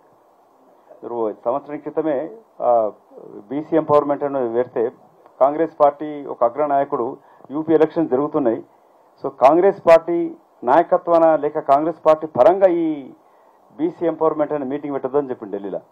దానికి వచ్చే నాయకులను ఆపేసినాడు. ఆఖరి సోనియా గాంధీ గారు చెప్తే నేను ఒప్పుకొని నేను పోవాల్సి వచ్చింది అక్కడికి. సో అట్లా విదిన్ పార్టీలో కూడా ఈ వ్యతిరేకత ఉంటుంది. It's a continuous struggle. మీ లెక్క తప్పింది అంటున్నా. Bhavitha sir, news 360.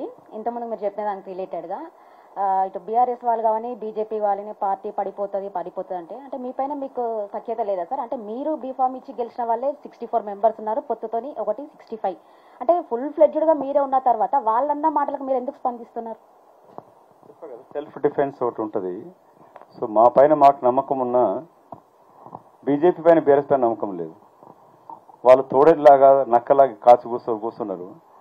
సో వాళ్ళ కబేరాలను కూడా తినే రకాలు.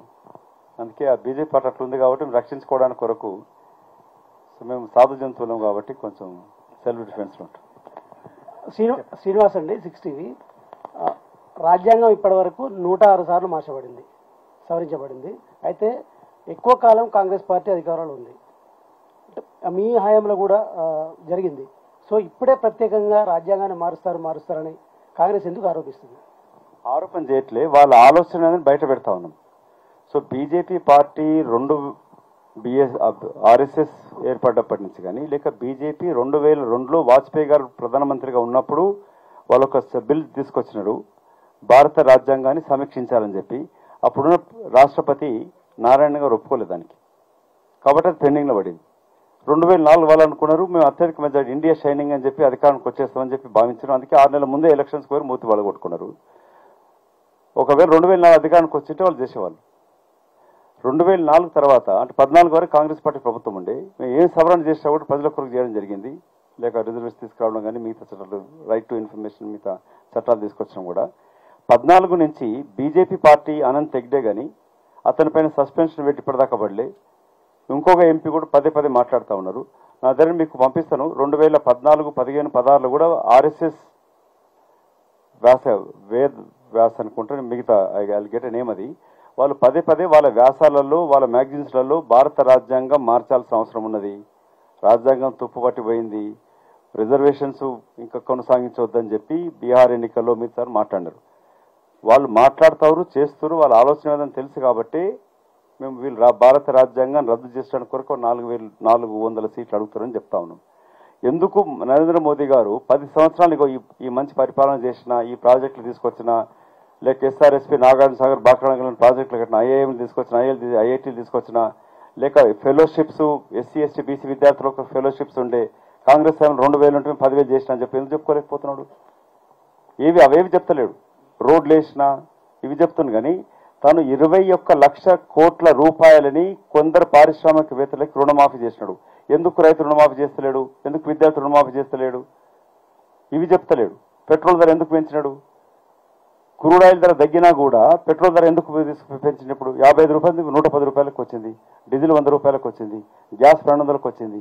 వీటిపైన ఎందుకు తగ్గిస్తలేడు? సో ఇవన్నీ మోదీ గారు మాట్లాడేది ఒకటి, చేసేది ఒకటి. కాబట్టి అతను చెప్తుందని నమ్మడానికి వీల్లేదు. అందుకే దోకా దేనేక ఎన్ని దోకాలు ఇచ్చిండు కదా, 2 కోట్ల ఉద్యోగాలు చెప్పి ఇంకెన్నెన్నో మాట్లాడండి, ఏమి చేయలేదు. మీరు అడుగు అన్న. తిరుపతి రెడ్డి, ఈటీవీ.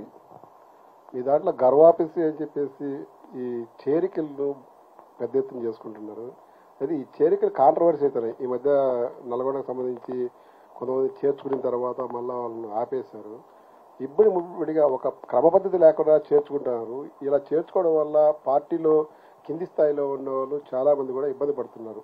గతంలో 2 వర్గాలుగా ఉండి పనిచేసిన వాళ్ళు ఈరోజు కలిసిపోలేకపోతున్నారు.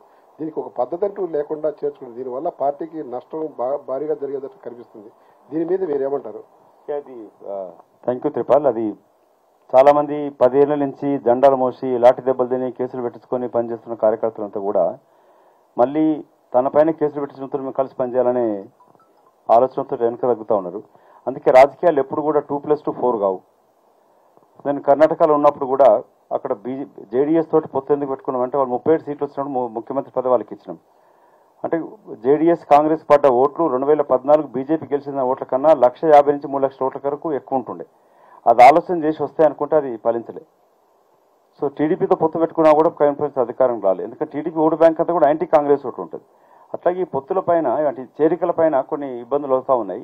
మొన్ననే దీనిపైన నేను అంటే గతంలో సమీక్షించిన కొంచెం కేసీ వేణుగోపాల్ వచ్చినప్పుడు చెప్పడం జరిగింది. చేర్చుకునేటప్పుడు స్థానిక నాయకులను కూడా మాట్లాడి కన్సల్ట్ చేసి చేయాలి. కనీసం కన్సెన్సస్ లేకపోయినా లేక వాళ్ళ అంగీకారం లేకపోయినా కన్సల్ట్ చేసి చేస్తే పనిచేస్తాం.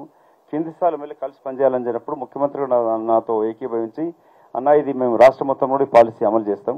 అందుకే ఎక్కడ ఏ నియోజకవర్గం చేసుకోవాలంటే అక్కడ నియోజకవర్గ ఇన్ఛార్జ్ని కానీ ఆ స్థానిక నాయకులతో కనీసం సంప్రదింపు చేశారని చేసుకోవాలని చెప్పడం జరిగింది. అది అమలు చేస్తా ఉన్నాం. కొన్నిసార్లు కొన్ని ఉత్సాహంతో చేరికలు జరిగిపోయినా మిస్ఫైర్ అవుతా ఉన్నాయి. సో అందుకే ఇప్పుడు అది ఆపేయడం జరిగింది. నిన్న దీపాదాస్ మున్షి గారు మనం మాట్లాడుతూ గాంధీ భవన్లో చేరికలు లేవని చెప్పేసింది. ఏమైనా చేరికలు ఏమైనా ఉంటే కూడా గాంధీ భవన్లో కాదు, స్థానికంగా లోకల్గా లీడర్ చేస్తే అక్కడ జరుగుతుంది. కాబట్టి అక్కడ వ్యతిరేకత ఉన్నా తెలిసిపోతుంది. కాబట్టి ఇప్పటికే ముందు గాంధీ భవన్ చేరికలు ఉన్నాయి. ఏమైనా ఉంటే కూడా పీసీసీ అధ్యక్షుడు ఎక్సెప్షన్లు ఉంటాయి, లేకపోతే ఆయా నియోజకవర్గాలు జరుగుతాయి. Thank you. మొదట ప్రశ్నలు వేసిన వాళ్ళు మళ్ళీ రెండోసారి అడగాలనుకుంటున్నారు. సమయాన్ని బట్టి మళ్ళీ మనం సెకండ్ రౌండ్లో మీకు ఇస్తాము. మిగతా ఫస్ట్ రౌండ్లో అయిపోయాయి. మీరు అడగండి. ద న్యూస్ మ్యాగజైన్ నుంచి బాలరెడ్డి అన్న. గొర్రెలు బర్రెల డిస్ట్రిబ్యూషన్ జరిగింది లాస్ట్ గవర్నమెంట్లో. దాంట్లో చాలా పెద్ద స్కామ్ జరిగింది. అందులో లాస్ట్ ఇయర్ జూలైలో ఆ స్కామ్ను ద న్యూస్ మ్యాగజైన్ బయటపెట్టింది. మన కాక్ కూడా రిపోర్ట్ ఇచ్చింది. ఇప్పుడు ఈ స్కామ్ చేసిన మాజీ మినిస్టర్ని మీ పార్టీలో చేర్చుకొని క్లీన్ చిట్ ఇచ్చే అవకాశం ఉందా? చర్యలు తీసుకునే అవకాశం ఉందా? 200% చర్యలు తీసుకునే అవకాశం ఉంది. ఆల్రెడీ ఎంక్వైరీ చేయడం జరిగింది. ఆ మాజీ మంత్రి కొనుక్కోడు కొట్టింది, బర్రెల వెనకాల దాక్కుంటున్నాడు. సో కొంచెం విగ్ కూడా పెట్టి రూపు కూడా మార్చుకుంటున్నాడు. సో అట్లా చేర్చుకునే అవకాశం లేదు. ఫస్ట్ అసలు ఈ న్యూస్కి అవర్ థ్యాంక్స్ కూడా చెప్పాలి మీకు. అవినీతిని బయట పెట్టినారు. సో వాళ్ళు ఎంతసేపు అంటే ఈ గొర్రెలు బర్రెలు ఇచ్చేసి ఇంజనీరింగ్ చేసిన గొర్రెలు బర్రెలు చేసుకొని బతకమని చెప్తా ఉండే. సో అవినీతి మీరు బయట పెట్టేందుకు కృతజ్ఞతలు. కాంగ్రెస్ పార్టీ ఒక మాట చెప్తాను, కేంద్ర ప్రభుత్వంలో అంటే ఒక ముఖ్యమంత్రి పైన అవినీతి ఆరోపణ వచ్చినప్పుడు ముఖ్యమంత్రి పదవిని తొలగించింది మహారాష్ట్రలో.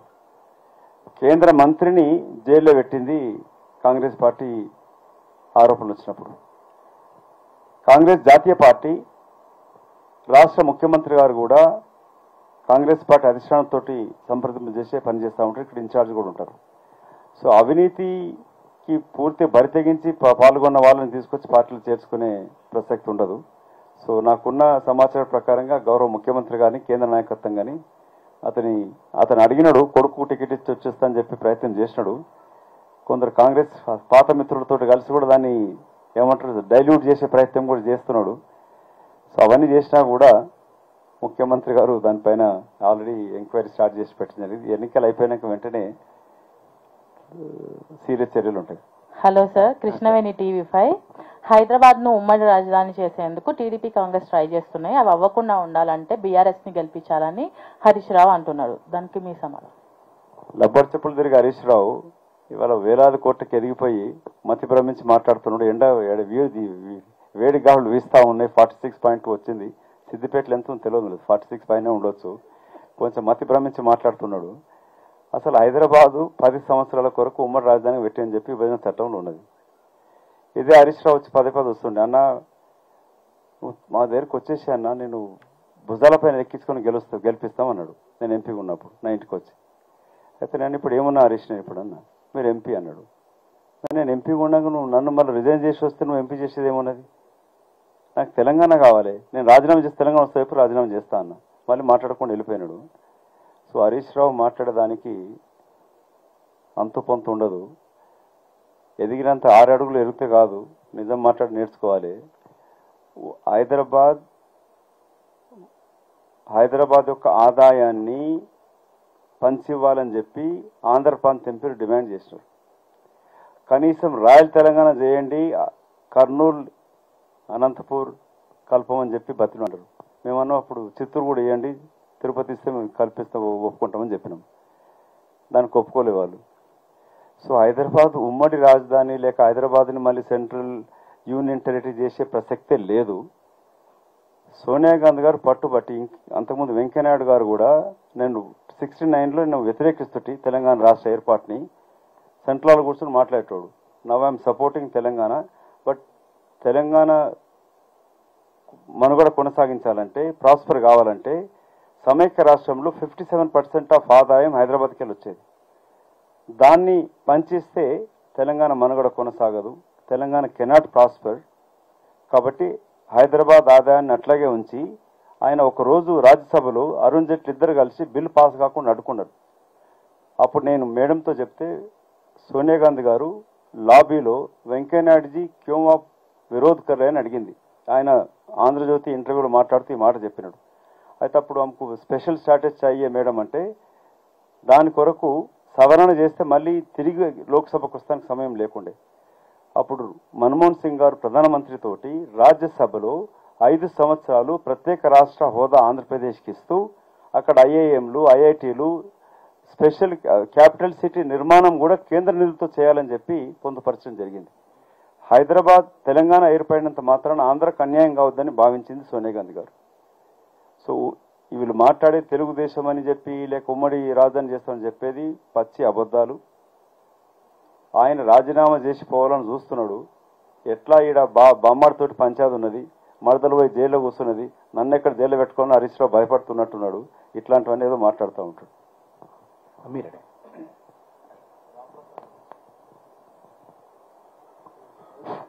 రాంప్రసాద్ అండి, బిగ్ టీవీ న్యూస్ నుంచి.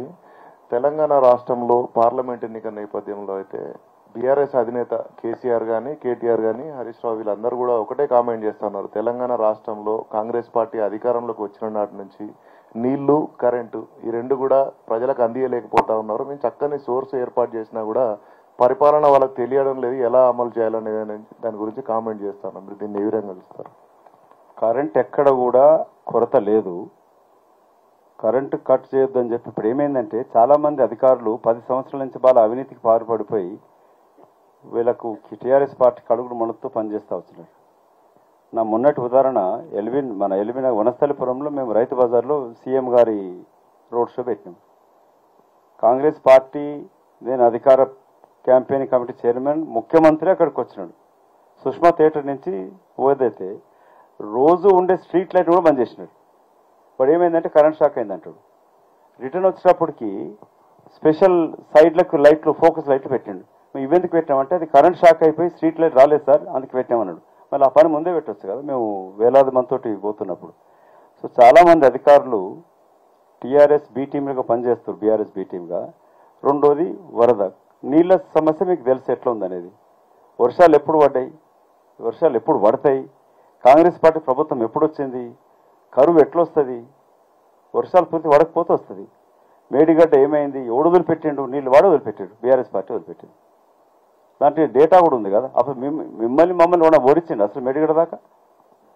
సో అవన్నీ దాచిపెట్టి ఇప్పుడు కాంగ్రెస్ వచ్చినాకనే కరెంట్ వస్తుంది, కరెంట్ కష్టాలు వస్తున్నాయి, కరువు వచ్చిందని మాట్లాడుతూ ఉన్నాడు. అది అంటే ప్రశ్న ఏంటంటే ఇక్కడ కేటీఆర్ సరే తాగి మాట్లాడితే తెలియదు నాకు, కేసీఆర్ ఎప్పుడన్నా ఈ మాట కరెంటు కరువు వస్తుందని? పొద్దున్న, మధ్యాహ్నమా, సాయంత్రమా? పొద్దున మాట్లాడితే హ్యాంగ్ అవుతుంటన్నా మాట్లాడాలి, సాయంత్రం మాట్లాడితే తాగన్న మాట్లాడాలి, మధ్యాహ్నం మాట్లాడితే ఎండ దెబ్బ కొట్టి మాట్లాడాలి. ఈ మూడిట్లో ఏదైనప్పుడు ఉంటుంది. ఎందుకంటే క్యాబినెట్ మీటింగ్లో కూడా ఎండి గ్లాస్లో ఇంత సారా పోసుకొని తాగుతున్నాయని చెప్పి విన్నప్పుడు, కాబట్టి వాళ్ళు మాట్లాడేదానికి ఎట్లుంటుంది, ఏ సమయంలో మాట్లాడి కేసీఆర్ అనే దాన్ని బట్టి ఆలోచించాలి. ఓకే, మీరు Sir, namaste. I'm Shabir from the News Minute. I've come from Tamil Nadu. My question is, in 2016, when the Rohit Vemula issue happened, the Congress party was supporting the entire movement. Rohit Vemula's mother had also participated in Bharat Jodo Yatra. So now the Telangana police has filed a closure report in this case, giving a clean chit to the BJP leaders, and the Telangana police has also said that Rohit Vemula was not a Dalit. So isn't this some kind of a betrayal by the Congress government? Because you're also towing the BJP's line, you're also towing the line of the BRS government. Thank you, Shabir. I was also participated in that dharna when Rohit Vemula was committed suicide. I'm practically aware of it when Mr. Gandhi came to the Hyderabad University. One of the minister and deputy chief minister, Sridhar Babu, Bhatti Vikramarka, also former students of Central University, and they were also present at that time. I'm not aware of this police closure report. That is absolutely wrong. As I said, many police officers who were beneficiaries of BRS government or BJP government at that time, they're still working, thinking that BRS party in power. They're not able to digest a commoner coming from middle class family, become a chief minister. They're not able to digest. KCR still he is the only born to rule this state. So they're not able to digest Revanth Reddy's governance and is getting good name, people calling from different states to come and campaign. So the police officers, some of them may be acting on the behest of BRS party or BJP. Since you have told me, let me assure you, the current government under Revanth Reddy ji was also holding home portfolio. I don't think he is aware of this closure report. I will speak to him personally, and we will see that even in case of police file such report, we will ask senior police officers to investigate on that police officer who has given that report. We strongly believe that Rohit Vemula belongs to Dalit, and will stand by it. And if this news comes to notice of Mr. Rahul Gandhi, he will not tolerate, he will not agree it. We will assure you, this Congress government under Revanth Reddy ji as a chief minister, we will never act against the wishes of our supreme leader Mr. Gandhi, and also we will see that justice to be done to the Rohit Vemula's family. You have seen when his mother came and met Mr. Gandhi, and that will not happen. And as a lawyer, I can also tell you, even if they file such a closure report, we will make sure that it will reopen again. Thank you. Sir నేను చారీ sir, జనగామలో KCR ఒక సామెత చెప్పాడు, వెనకటికి ఒక ఆమె ఏరి కోరి మొగుని తెచ్చుకుంటే పెళ్ళైన తర్వాత ఎగిరెగిరి తన్నిందంట. అట్లనే ఉందంట తెలంగాణలో కాంగ్రెస్ పాలన, అట్లనే ఉందా సార్? కేసీఆర్కి ఎందుకు అనిపించింది అట్లా? జనగామలో చెప్పిండా ఇది? అవును. మధ్యాహ్నం చెప్పిండా, సాయంత్రం చెప్పిండా? సాయంత్రం చెప్పిండు, కానీ సామెత అయితే బాగుంది. సామెత చెప్పొచ్చు, తాగినప్పుడు తాగినోడి మాట నీటి మీద మూటలాగా అంటారు, బొడుగలాగా అంటుంది. అందుకే కేసీఆర్ ఎప్పుడు ఏం మాట్లాడతాడో నేను పదే పదే చెప్తున్నా, ఏ సమయంలో మాట్లాడిండు అనేది. సాయంత్రం మాట్లాడంటే బస్సులో ఎండ బాగా కొడుతుంది, ఇంత కళ్ళన దాగి ఉంటాడు, సలసలగా ఎండ వేసుకొని కార్లో బస్సులో వేసుకొని.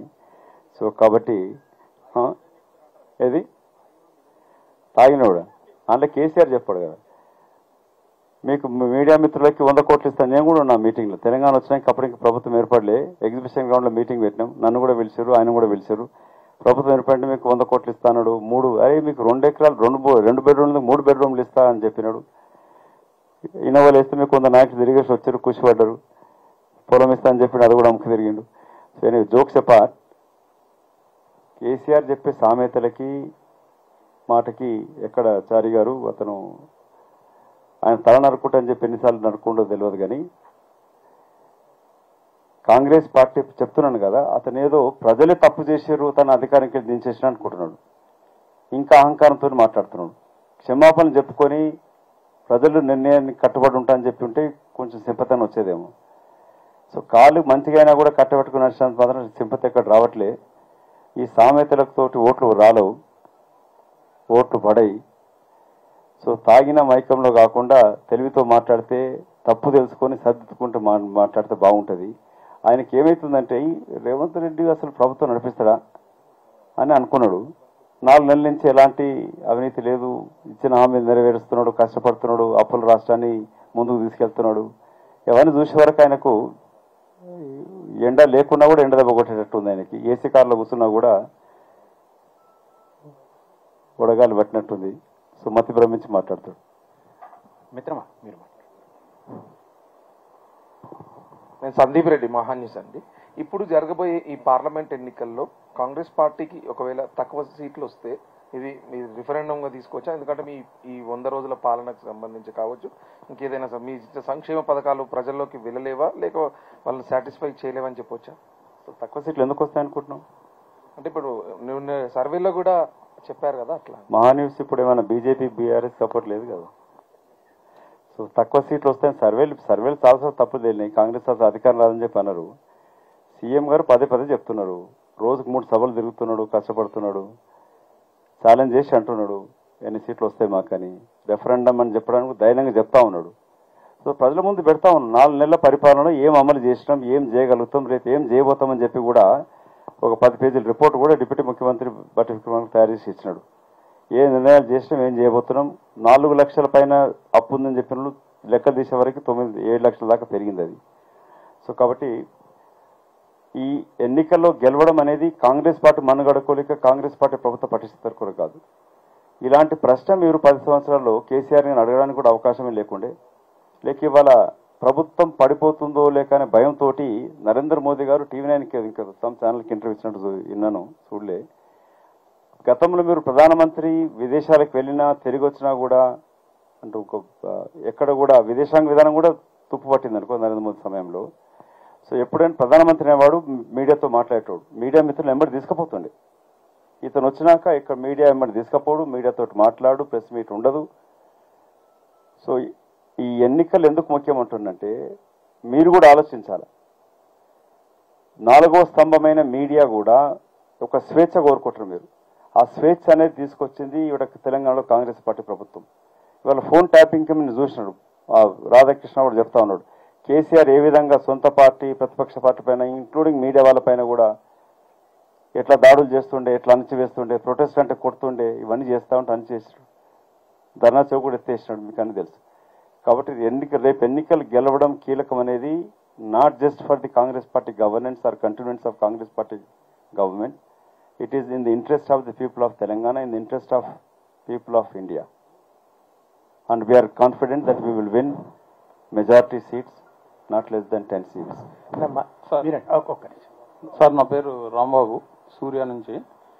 ఇప్పుడు ఫోన్ ట్యాపింగ్ అన్నారు కాబట్టి మొన్న కేసీఆర్ గారు టీవీ9లో కూర్చొని ఫోన్ ట్యాపింగ్ నేనెందుకు చేయమంట, అధికారులు చేసుకున్నారు, దాంతో నాకు సంబంధం లేదని చెప్పేసి కేసీఆర్ గారు అన్నారు. ఈరోజు రాధాకృష్ణరావు గారు వీళ్ళు ఇంట్రాగేషన్ చేస్తున్నాం, మొత్తం కేసీఆర్ గారు చెప్తేనే మేము చేసినాం, అది లేకపోతే మేము ఎందుకు చేస్తాం అని చెప్పేసి అంటారు. ఇది నిజమని తేలితే మీరు ఎటువంటి చర్యలు తీసుకోబోతారు? ఇంకొకటి తెలంగాణ ఉద్యమం కోసం సమైక్యాంధ్ర రాష్ట్రంలో రాజశేఖర రెడ్డి గారిని ఎదిరించి మీరు జై తెలంగాణ అన్నటువంటి మిమ్మల్ని తెలంగాణ వచ్చిన తర్వాత సొంత రాష్ట్రంలో వరుసగా మీరు ఎందుకు ఓడిపోతారు? ఎందుకు మీ రాజకీయ జీవితం అగమ్య గోచరంలో పడిపోయింది? సొంత కాంగ్రెస్ గవర్నమెంట్లో మీరు రాహుల్ గాంధీ లెవెల్లో మీరు మెయింటైన్ చేసిన మీరు ఓడిపోయి ఉన్నారు కాబట్టి అరే గెలిస్తే నేను పరిపాలన భాగం అవుతుందనేటువంటి బాధ మీకు ఏమైనా ఉన్నదా? థ్యాంక్ యూ రాంబాబు గారు. మొదటి ప్రశ్న ఫోన్ ట్యాపింగ్. గవర్నెన్స్లో ముఖ్యమంత్రి లా అండ్ ఆర్డర్ ముఖ్యమంత్రి దగ్గరే ఉంటుంది. సో ముఖ్యమంత్రి ఆదేశాలు లేకుండా లేక ముఖ్యమంత్రికి ప్రతిరోజు రిపోర్ట్ ఇచ్చేది, ఐబీ రిపోర్ట్ ఇచ్చేది ముఖ్యమంత్రి ప్రతిరోజు లేవంగానే ఆయన పేపర్ చదువు పైకానికి బయటకు వచ్చినాక ఎప్పుడు రాగానే వచ్చేది ఫస్ట్ రిపోర్ట్ ఇచ్చేది ఐవి వాళ్ళు ఇస్తారు. ఎవరేం చేస్తారు ఏమవుతుంది అనేది రిపోర్ట్ ఇస్తారు. అది బై డిఫాల్ట్ గవర్నెన్స్లో అది జరిగే ప్రక్రియ అది. సో అందుకే ముఖ్యమంత్రి ఆదేశాలు లేకుండా, ముఖ్యమంత్రికి ఇన్ఫర్మేషన్ లేకుండా ఫోన్ ట్యాపింగ్ అనేది జరగదు, జరిగే వీలే లేదు. అది తప్పించుకోనికి ప్రయత్నం చేస్తున్నాడు. సో ఇంట్రాగేషన్ పోలీసులు చెప్పేంటే అర్థమవుతున్నది. బట్ అదర్వైజ్ ఆల్సో నీకు రూల్స్ అండ్ రెగ్యులేషన్ తీస్తే ముఖ్యమంత్రికి, హోమ్ మినిస్టర్ ఏ అధికారం లేకుండా కానిస్టేబుల్ అధికారం లేకుండా ఉన్న మహమూద్ అలీ ఉన్న లా అండ్ ఆర్డర్ ముఖ్యమంత్రి కేసీఆర్ దగ్గరనే ఉండే, కాబట్టి దాంట్లో కూడా తప్పించుకోనికి లేదు. రెండో ప్రశ్న, యాక్షన్ యాజ్ అ లా కూడా చెప్తానంటే బై సుమోటో అతని పైన కేసు పెట్టవచ్చు, ఆయనకి నోటీస్ ఇవ్వచ్చు, ఫర్దర్గా జరుగుతుంది. అది ఇప్పుడైతే ఎలక్షన్లో ఏదో సింపతి కొరకు ట్రై చేస్తూ ఉంటాడు. యాజ్ అ లాయర్గా చెప్తా ఉన్నా, ఆ 55 crores ట్రాన్స్ఫర్ చేసిన దాంట్లో కూడా ఫార్ములా రేస్ కేసులో ఆఫీసర్ అరవింద్ కుమార్ చెప్పినాడు, మంత్రి ఆదేశాలతోనే ఇచ్చిన అని చెప్పినాడు. సో మంత్రి ఆదేశం అంటే నేను ముఖ్యమంత్రి గారితో చెప్పింటి, అది by statement only you can send A notice to summons to KTR కాదంటే అవునన్నది ఐ లాస్ట్ ఆఫీసర్ టు అని చెప్పినాడు. ఇక్కడ కూడా కేసీఆర్ గత ముఖ్యమంత్రి ఆదేశానుగుణంగానే జరుగుతాయి. పోలీస్ అధికారులు ఇంకా ఫర్దర్ ఇన్వెస్టిగేషన్ ఇట్లా బయటకు వస్తుంది. దాంట్లో పక్క కేసీఆర్ బాధ్యుడు అనేది దాంట్లో ఎలాంటి డౌట్స్ అక్కర్లే. ఇంకో ప్రశ్న మీరు అడిగింది, తెలంగాణ రాష్ట్రం 2013లో అప్పటికి చంద్రశేఖర్ ఢిల్లీ వయసు చేంజ్ చేసిండు. నా టార్గెట్ 1500 అన్నాడు, ఆరుమూడు సభ పెట్టి ఏప్రిల్లో. అంటే 15 సీట్లు పార్లమెంటు, 100 సీట్లు వస్తే చాలు అన్నాడు.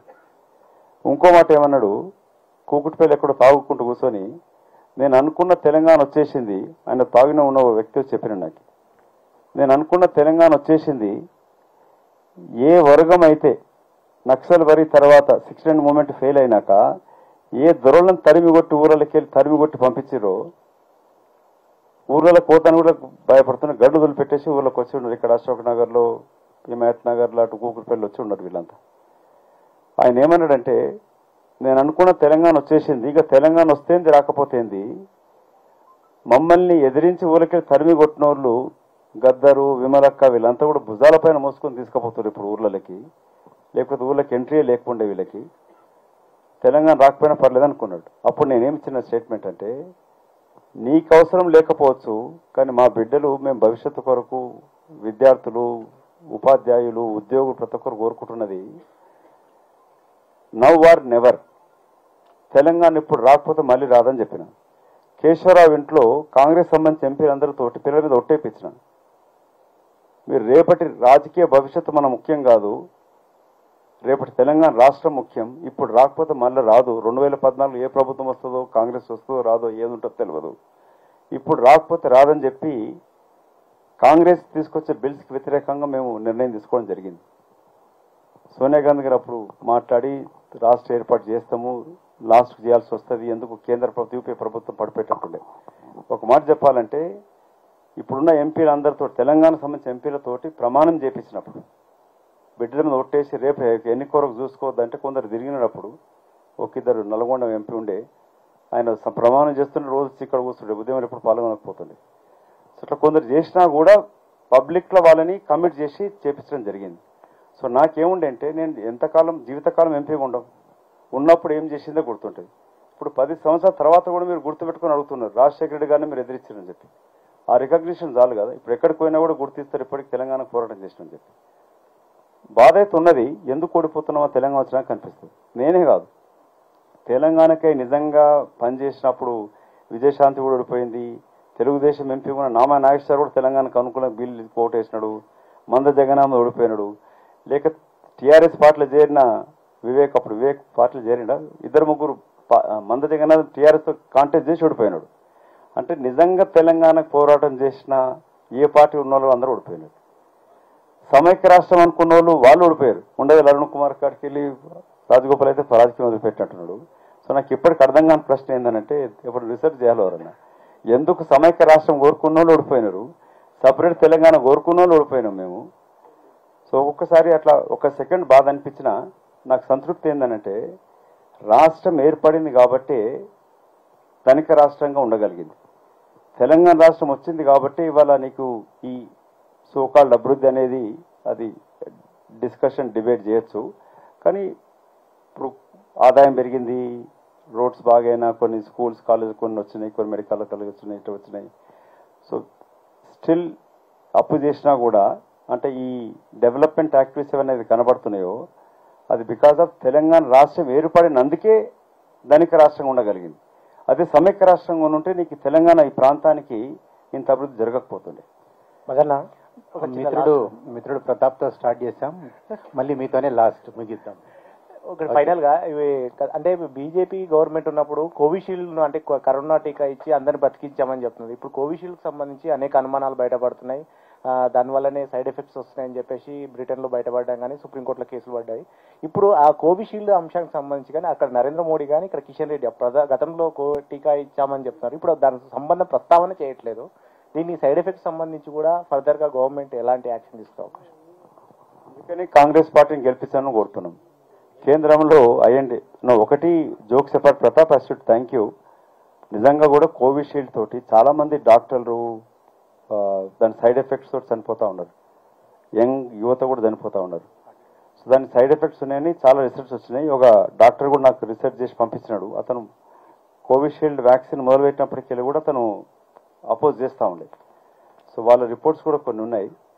దాన్ని యాక్షన్ తీసుకోవాలంటే ఆబ్వియస్లీ కోవిషీల్డ్ ప్రమోట్ చేసిన నరేంద్ర మోదీ కానీ కిషన్ రెడ్డి కూడా మాట్లాడరు. నాకు ఆ బాధ తెలుసు కాబట్టి నా కుటుంబంలో 6 మందిని కోల్పోవడం జరిగింది. వదిన చనిపోయింది, పెద్దబావ చనిపోయినాడు, 2 మామలు చనిపోయినాడు. సో కోవిషీల్డ్ తీసుకున్నాక కూడా చాలామంది మిత్రులు యంగ్ పిల్లలు చనిపోయిన వాళ్ళు ఉన్నారు. ఆ బాధ నాకు తెలుసు కాబట్టి అది అర్థమవుతుంది. వీళ్ళకి మరి వాళ్ళ కుటుంబాలు కూడా చనిపోయినట్టు లేరు, వాళ్ళకి తెలుస్తలేదు. కానీ ఇప్పటికన్నా వాళ్ళ అనాలోచిత నిర్ణయం లేక ఎక్స్పీరియన్స్ లేకున్నా కూడా ఈ జరుగుతున్నప్పుడు కనీసం రీసెర్చ్ చేసి ఉన్న వాళ్ళని కాపాడడానికి కొరకైనా ప్రయత్నం చేయాలి. అదేం జరగట్లే. కోట్లాది మంది రోడ్ల మీద తిరిగి చచ్చిపోతే కూడా పట్టించుకొని కోవిడ్ సమయంలో వదిన చనిపోయినప్పుడు దానం చేసడానికి కొరకు ఎక్కడ ప్లేస్ లేకుండే. ఒక మిత్రుడు కామినేని హాస్పిటల్ ఫ్రెండ్ శ్రీధర్ మాట్లాడితే ఇక్కడెక్కడ లేదు, సనత్ నగర్లో ఒక వేకెన్సీ ఉంది 4 o'clockకి, అక్కడ తీసుకెళ్ళండి అని చెప్పినట్టు. నేను ఎక్స్ఎంపీ ఏదని చెప్తే అప్పుడు ఇక్కడ మా ప్రస్థానంలో వాళ్ళు అలౌ చేసినారు. అంటే వెయిటింగ్ లిస్ట్ ఉండే. యూపీలో కొన్ని గంటలు రోజులు కూడా వెయిట్ చేయాల్సి వస్తుండే. నంబర్ తీసుకొని డెడ్ బాడీ అక్కడ వేసి వెళ్ళిపోయి తిరిగి వచ్చి చేస్తుండే. హైదరాబాద్ సిటీలోనే 33,000 పైన చనిపోయారని చెప్పి ఇప్పుడు రిపోర్ట్స్ ఉన్నాయి. నీకు అది డెత్ సర్టిఫికేట్స్ జిహెచ్ఎంసీ వాళ్ళు ఇష్యూ చేశారు ఆ 1 month పీరియడ్లో. సో సెకండ్ ఫేజ్లో కూడా ఎంత కొన్ని వేల మంది చనిపోయారు దేశం మొత్తంలో. నరేంద్ర మోదీ గారు బేటీ బచావ్ బేటీ పడావ్ అంటాడు, కానీ ఇప్పుడు బేటీ బీజేపీసే బచావ్ అనేటట్టు ఉంది పరిస్థితి దేశంలో. ఎక్కడ మణిపూర్ నుంచి ఎక్కడొచ్చినా కూడా కనీసం మాట్లాడాడు. ప్రధానమంత్రిగా కనీసం రాజకీయం పక్కన పెట్టన్నా అక్కడ కలయించుకుంటూ చంపేసుకుంటున్నప్పుడు కనీసం ప్రయత్నం కూడా చెయ్యడు. ఆయన మానవత్వంతో ఎప్పుడు ప్రవర్తించడం మాట్లాడంటే కనబడుతుంటాడు. అందుకే వీళ్ళు తప్పు ఒప్పుకొని చేస్తారనేది ఎక్కడ కనపడదు.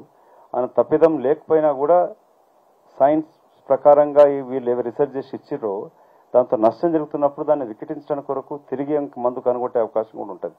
ఆ ప్రయత్నం కూడా చేయట్లేదు. So it's very inhuman way of behaving Kishan Reddy or Narendra Modi garu. So ఇట్లాంటి అంటే సొసైటీ హ్యావ్ టు స్పీకప్ అని. అందుకే ప్రభుత్వాన్ని మార్చండి, దేశం మారుతుంది, మార్పు కోరుకుంటున్నాం. సో కాంగ్రెస్ని గెలిపించని కోరుకుంటున్నాం. సార్ ఇది సార్ కంక్లూడ్ చేయడానికి ముందు అంటే లాస్ట్గా నేను ఒక క్వశ్చన్ అడుగుదాం అనుకుంటున్నాను. లాస్ట్ 35 yearsగా నేను జర్నలిజంలో ఉన్నా సార్. ఈ 10-15 yearsలో పర్టికులర్లీ ఈ 5 yearsలో చూస్తున్నది ఏంటంటే నేను మీ పార్టీని నేను తప్పు పట్టట్లేదు. జనరల్గా పొలిటీషియన్స్ పర్సనల్ అటాక్స్ చేస్తూ మాట్లాడుతున్నారు, విమర్శలు చేస్తున్నారు. దాంట్లో వ్యంగ్యంతో పాటు చాలా వినడానికి కూడా బాలేని పరిస్థితి ఉంది. అంటే ఈ భాష ఇదే విధంగా కొనసాగితే బాగుండదు మన సొసైటీలో. అంటే పొలిటీషియన్స్ ఒక ఆదర్శంగా ఉండేవాళ్ళు. ఈ విధంగా మాట్లాడుకోవడం పట్ల ఎక్కడైనా గ్రూప్స్లో మా డిస్కషన్లో ప్రజలు కూడా బాధపడుతున్నారు, ఏంటి ఇలా మాట్లాడుకుంటున్నారు అని. సో ఈ విధానం పోతుందని అనుకుంటున్నారా, మీరు భావిస్తున్నారు? థ్యాంక్ యూ ఈశ్వర్ రెడ్డి గారు. మీరు రాజకీయ నాయకులు అడిగే ప్రశ్న అడిగినారు. ఐ థింక్ అది చెప్పారు 14 తర్వాత ప్రతి ప్రొఫెషనల్ విలువలు తగ్గిపోయినాయి, అది ఇంక్లూడింగ్ రాజకీయాల్లో కూడా, జర్నలిస్టులు కూడా తగ్గిపోయినాయి. ఎందుకంటే చాలామంది మీడియా అంతా కూడా ఏదో టీవీ కానీ న్యూస్ పేపర్లు కానీ పారిశ్రామికతలు కొంటా ఉన్నారు, వాళ్ళు ఇండైరెక్ట్ ఇన్వెస్ట్ చేస్తూ ఉన్నారు. ఎంతోమంది మీలాంటి నిజాయితీకి పనిచేసే జర్నలిస్టులు ఉంటే కూడా మీ ఓనర్స్ ఒత్తిడి తీసుకొచ్చి మార్పిచ్చేస్తూ ఉంటారు, లేక ఉద్యోగం బీకేస్తారు. సో ఇట్లాంటివి అన్నీ జరుగుతూ ఉన్నాయి. రాజకీయాల్లో ముఖ్యంగా మీరు అన్నది చాలా కరెక్టు. నేను 2012లో సోనియా గాంధీ గారికి క్యాన్సర్ వచ్చిందని తెలిసినప్పుడు నేను అమెరికాకి వచ్చినా కాబట్టి అమెరికాలో ఆమె ట్రీట్మెంట్కి పోయిందని వార్తలు వస్తూ ఉండే. అయితే BJP party MP Nishikant Dubey ఉన్నాడు. Every Tuesday BJP party parliamentary party board meeting ఉంటుంది. వాళ్ళ మీటింగ్లో అద్వానీ గారు అన్నాడంట, సోనియా గాంధీ త్వరలో కోలుకోవాలి, ఎందుకంటే దేశం రూలింగ్ పార్టీ అప్పుడు Congress party, she supreme leader, so Congress is United only under Sonia Gandhi, so she should get well soon అని చెప్పి అన్నాను. అతను వచ్చి నన్ను అడిగినాడు, ఈ షీ ఓకే, అమెరికా పోయింది కదా, కైసా హై ఉన్కా తబేద్ అని చెప్పి అడిగినాడు. నేను ఆశ్చర్యపడ్డాను, అరే how come you are asking enquiring, so BJP may be feeling happy that supreme leader of the Congress party సీరియస్గా ఉందని మీకు తెలిస్తే సంతోషం. అంటే అతను ఏమన్నాడంటే, అద్వానీ గారు మాట చెప్తూ 2009లో అద్వానీ రథయాత్ర చేసినాడు, కాలాదన్ శ్రీ రామ్ జన్మదిన చేసిండే, ప్రభుత్వం రాలే, వాళ్ళు వస్తుంది అనుకున్నారు అప్పుడు. సో 2009లో కాంగ్రెస్ పార్టీ ఇంకెక్కువ సీట్లతో వచ్చింది. వచ్చినప్పుడు అరుణ్ జైట్లీ, సుష్మా స్వరాజ్, అద్వానీ గారి మధ్యన బాగా కొట్లాట ఉండే, ఎవరు లీడర్ ఆఫ్ ఆపోజిషన్ అవుతారని చెప్పని. ఒక దశలో బీజేపీ స్ప్లిట్ అవుతానట్టుగా అప్పుడు వార్తలు వస్తాయి, మీరు కూడా మీకు తెలిసినప్పుడు సీనియర్ రిపోర్టర్ అప్పుడు దేర్ వాజ్ రూమర్స్ ఉండే బీజేపీ స్ప్లిట్ అవుతాయేమో చెప్పని.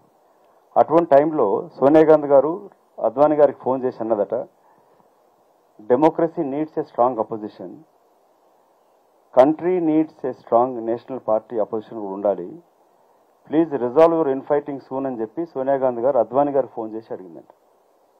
అని ఆ మాట అద్వానీ గారే చెప్పారు, ఇది నేను కాంగ్రెస్ పార్టీ చెప్పింది ఇది కాదు. ఇంకొక ఉదాహరణ చింతామోహన్ గారు చెప్తా ఉండే, రాజీవ్ గాంధీ గారు ప్రధానమంత్రి ఉన్నప్పుడు అప్పటికి ఇంకా అపోలో హాస్పిటల్, ప్రైవేట్ హాస్పిటల్ ఏవి రాలే. అద్వానీ గారికి వాజ్పేయి గారికి కిడ్నీ ప్రాబ్లం అయింది. అప్పటికి ఇండియాలో ట్రీట్మెంట్ అంత లేదు, కిడ్నీ ట్రాన్స్ప్లాంట్ వీటికి. ఆయన అమితాబ్ బచ్చన్ చేతిలో ఓడిపోయినాడు. ఎక్స్ఎంపీగా సౌత్ అవెన్యూలో 2 బెడ్రూమ్ల ఇంట్లో ఉంటుండే వాజ్పేయి గారు. రాజీవ్ గాంధీ గారికి ఈ విషయం తెలిసినప్పుడు ఆయన సడన్గా సమాచారం ఇచ్చి వాజ్పేయి ఇంటికి ప్రధానమంత్రి వస్తారని చెప్పారట. ఆయన ఇంటికి వచ్చి ప్రధానమంత్రి రాజీవ్ గాంధీ గారు వాజ్పేయి గారి యొక్క హెల్త్ ఎంక్వైరీ చేసి, ఆప్కు భారతదేశ్ యూఎన్ డెలిగేషన్ కా అధ్యక్ష బనాయా, ఆప్ వహా చలే జాయియే అని చెప్పి వెళ్ళేటప్పుడు చెప్పిండట, మీ ట్రీట్మెంట్కి అన్ని ఏర్పాట్లు చేసిన అక్కడ as a delegation is not MP because government cover చేయదు. అప్పుడు any delegation of Indian government పోయినప్పుడు పూర్తి మెడికల్ కవరేజ్ ఉంటుంది రా సార్, ఫుల్ కవర్ తెలుసు కదా, పూర్తి కవరేజ్ ఉంటుంది. అందుకని ఇండియన్ డెలిగేషన్కి ఎంపీ కాకపోయినా మిమ్మల్ని అధ్యక్షం చేసిన president, your leader of the delegation, so I made arrangements for medical treatment, please get well అని చెప్పినట్టు. ఇది వాజ్పేయి గారు చెప్తూ, ఒక దశలో వాజ్పేయి గారిని మీరు ఎందుకు సోనియా గాంధీని రాజీవ్ గాంధీ తిట్టారంటే ఆయన అన్నాడంట, राजनीति तौर पे हम विरोध कर सकते, विचारधारा पे हमारा अलग अलग विचारधारा है, मगर व्यक्तिगत तौर पे हम उनको जो मुझे दूसरा जिंदगी दिया उनका तुलना मैं नहीं कर सकता అని చెప్పిండు వాజ్పేయి. సో అట్లాంటి విలువలు ఉండే. సో యూపీఏ టైంలో కూడా మన్మోహన్ సింగ్ గారు, సోనియా గాంధీ గారు మన అద్వానీ గారిని కానీ సుష్మా స్వరాజ్ గారిని పిలిచి ఎన్నోసార్లు దేశానికి సంబంధించిన విషయాలు వచ్చినప్పుడు మాట్లాడుతూ ఉండే. కార్గిల్ వారు జరిగినప్పుడు సోనియా గాంధీ గారు చెప్పినాడు, I support my prime minister అని చెప్పింది అప్పుడు యాజ్ ఎ లీడర్ ఆఫ్ అపోజిషన్గా. సో ఇప్పుడు రాజకీయ విలువలు చాలా తగ్గిపోయినాయి. As a politician I also feel sad. వ్యక్తిగత దూషణలు, తిట్టుకోవడం, మాట్లాడుకోవడం, ఎందుకంటే రాజకీయం నా జీవితం కాదు. I left my life and practice వదిలిపెట్టి ఇక్కడ వచ్చి రాజకీయాలు ఉన్నాను. సో మీరు అన్నట్టు ఎందుకు యువత ఎక్కువ రాజకీయాలు రావట్లేదని అంటే, that's one of the reason. Also people are hating politicians, politics. ఇప్పుడు కర్ణాటక విద్య ఇవన్నీ చూస్తుంటే కూడా. So it's a high time. నా రిక్వెస్ట్ ఏంటంటే, ప్రజాస్వామ్యంలో ఒపీనియన్ మేక్స్ ఎ డిఫరెన్స్. మీరు ఏ ప్రోడక్ట్ తీసినా కూడా ఇవాళ ఒపీనియన్ అడుగుతారు. ఈ ప్రోడక్ట్ మంచిదా కాదని అడుగుతారు, మీ ఒపీనియన్ ఏంటంటారు. ఫ్లైట్లో కూర్చుంటే మా సర్వీస్ ఎట్లుందని అడుగుతారు, ఫుడ్ ఎట్లుందని అడుగుతారు. అంటే people opinion make changes in డెమోక్రసీలో. ప్రభుత్వాలు మారుతాయి, తుపాకీ గన్తోటి కాదు, పబ్లిక్ ఒపీనియన్ తోటి చేంజ్ అవుతుంది. సో ఈ విలువలు తిరిగి రావాలన్నా, మార్పు రావాలన్నా, మంచి ప్రోడక్ట్ ఉన్నా, పతాంజలి పతనం కావాలన్నా మీ ఒపీనియన్ ఎక్స్ప్రెస్ చేయాలి. మంచిది ఉంటే మంచి చెప్పండి, చెడు ఉంటే చెడు చెప్పండి. సో సోషల్ మీడియాలో ఇవాళ ఖర్చు ఉంటే పైసా ఖర్చు లేదు, అన్నీ కూడా ఫ్రీ అన్లిమిటెడ్ కాల్స్ ఉన్నాయి, మినిట్స్ లేదు. కాబట్టి please start expressing your opinion. ఎందుకంటే కాంగ్రెస్ పార్టీ మిగతా పార్టీ అన్నీ కూడా ఇప్పుడు ఒపీనియన్ తీసుకొని మా సునీల్ కనుగోలు ఇంకో పేరు చెప్పుకొని వాళ్ళ సర్వేలు వచ్చిందట దానికే టికెట్ ఇస్తామని చెప్పి నువ్వు అన్న కడియం శ్రీహరి కావచ్చు, ఇంకో రెండు కావచ్చు. సో సర్వేల ప్రకారంగా టికెట్ నిర్ణయాలు జరుగుతున్నాయి అన్ని రాజకీయ పార్టీలలో. సో ఈ సర్వేలు జరగాలంటే ఒపీనియన్ కండక్ట్ చేస్తారు. కాబట్టి please express your opinion to have or bring back those values either in politics or in journalism or any product.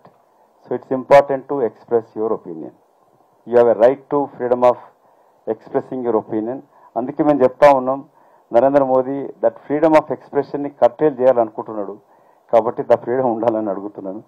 And I specially okay sir, అన్ని రంగాల్లో కూడా మార్పు వస్తుందని ఆశిద్దాం.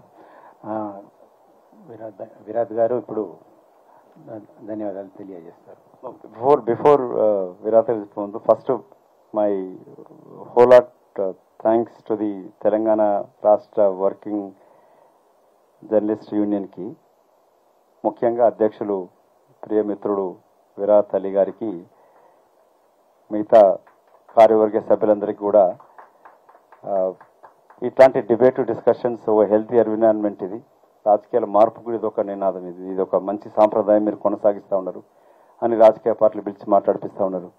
దీన్ని ఇట్లాగే కొనసాగించాలని కోరుతూ నన్ను పిలిచి ఈ అవకాశం ఇచ్చి కొన్ని వేలాది మందితోటి సంభాషించుకోవడానికి, మీ ద్వారా తెలంగాణ సమాజానికి కాంగ్రెస్ పార్టీ తరఫున నా వ్యక్తిగత అభిప్రాయం తెలియపరుచుకునే అవకాశం కలిగించినందుకు యూనియన్ అధ్యక్షులు విరాట్ అలీ గారికి ప్రత్యేక ధన్యవాదాలు. శుక్రియా, ఆదాబ్, జై హింద్.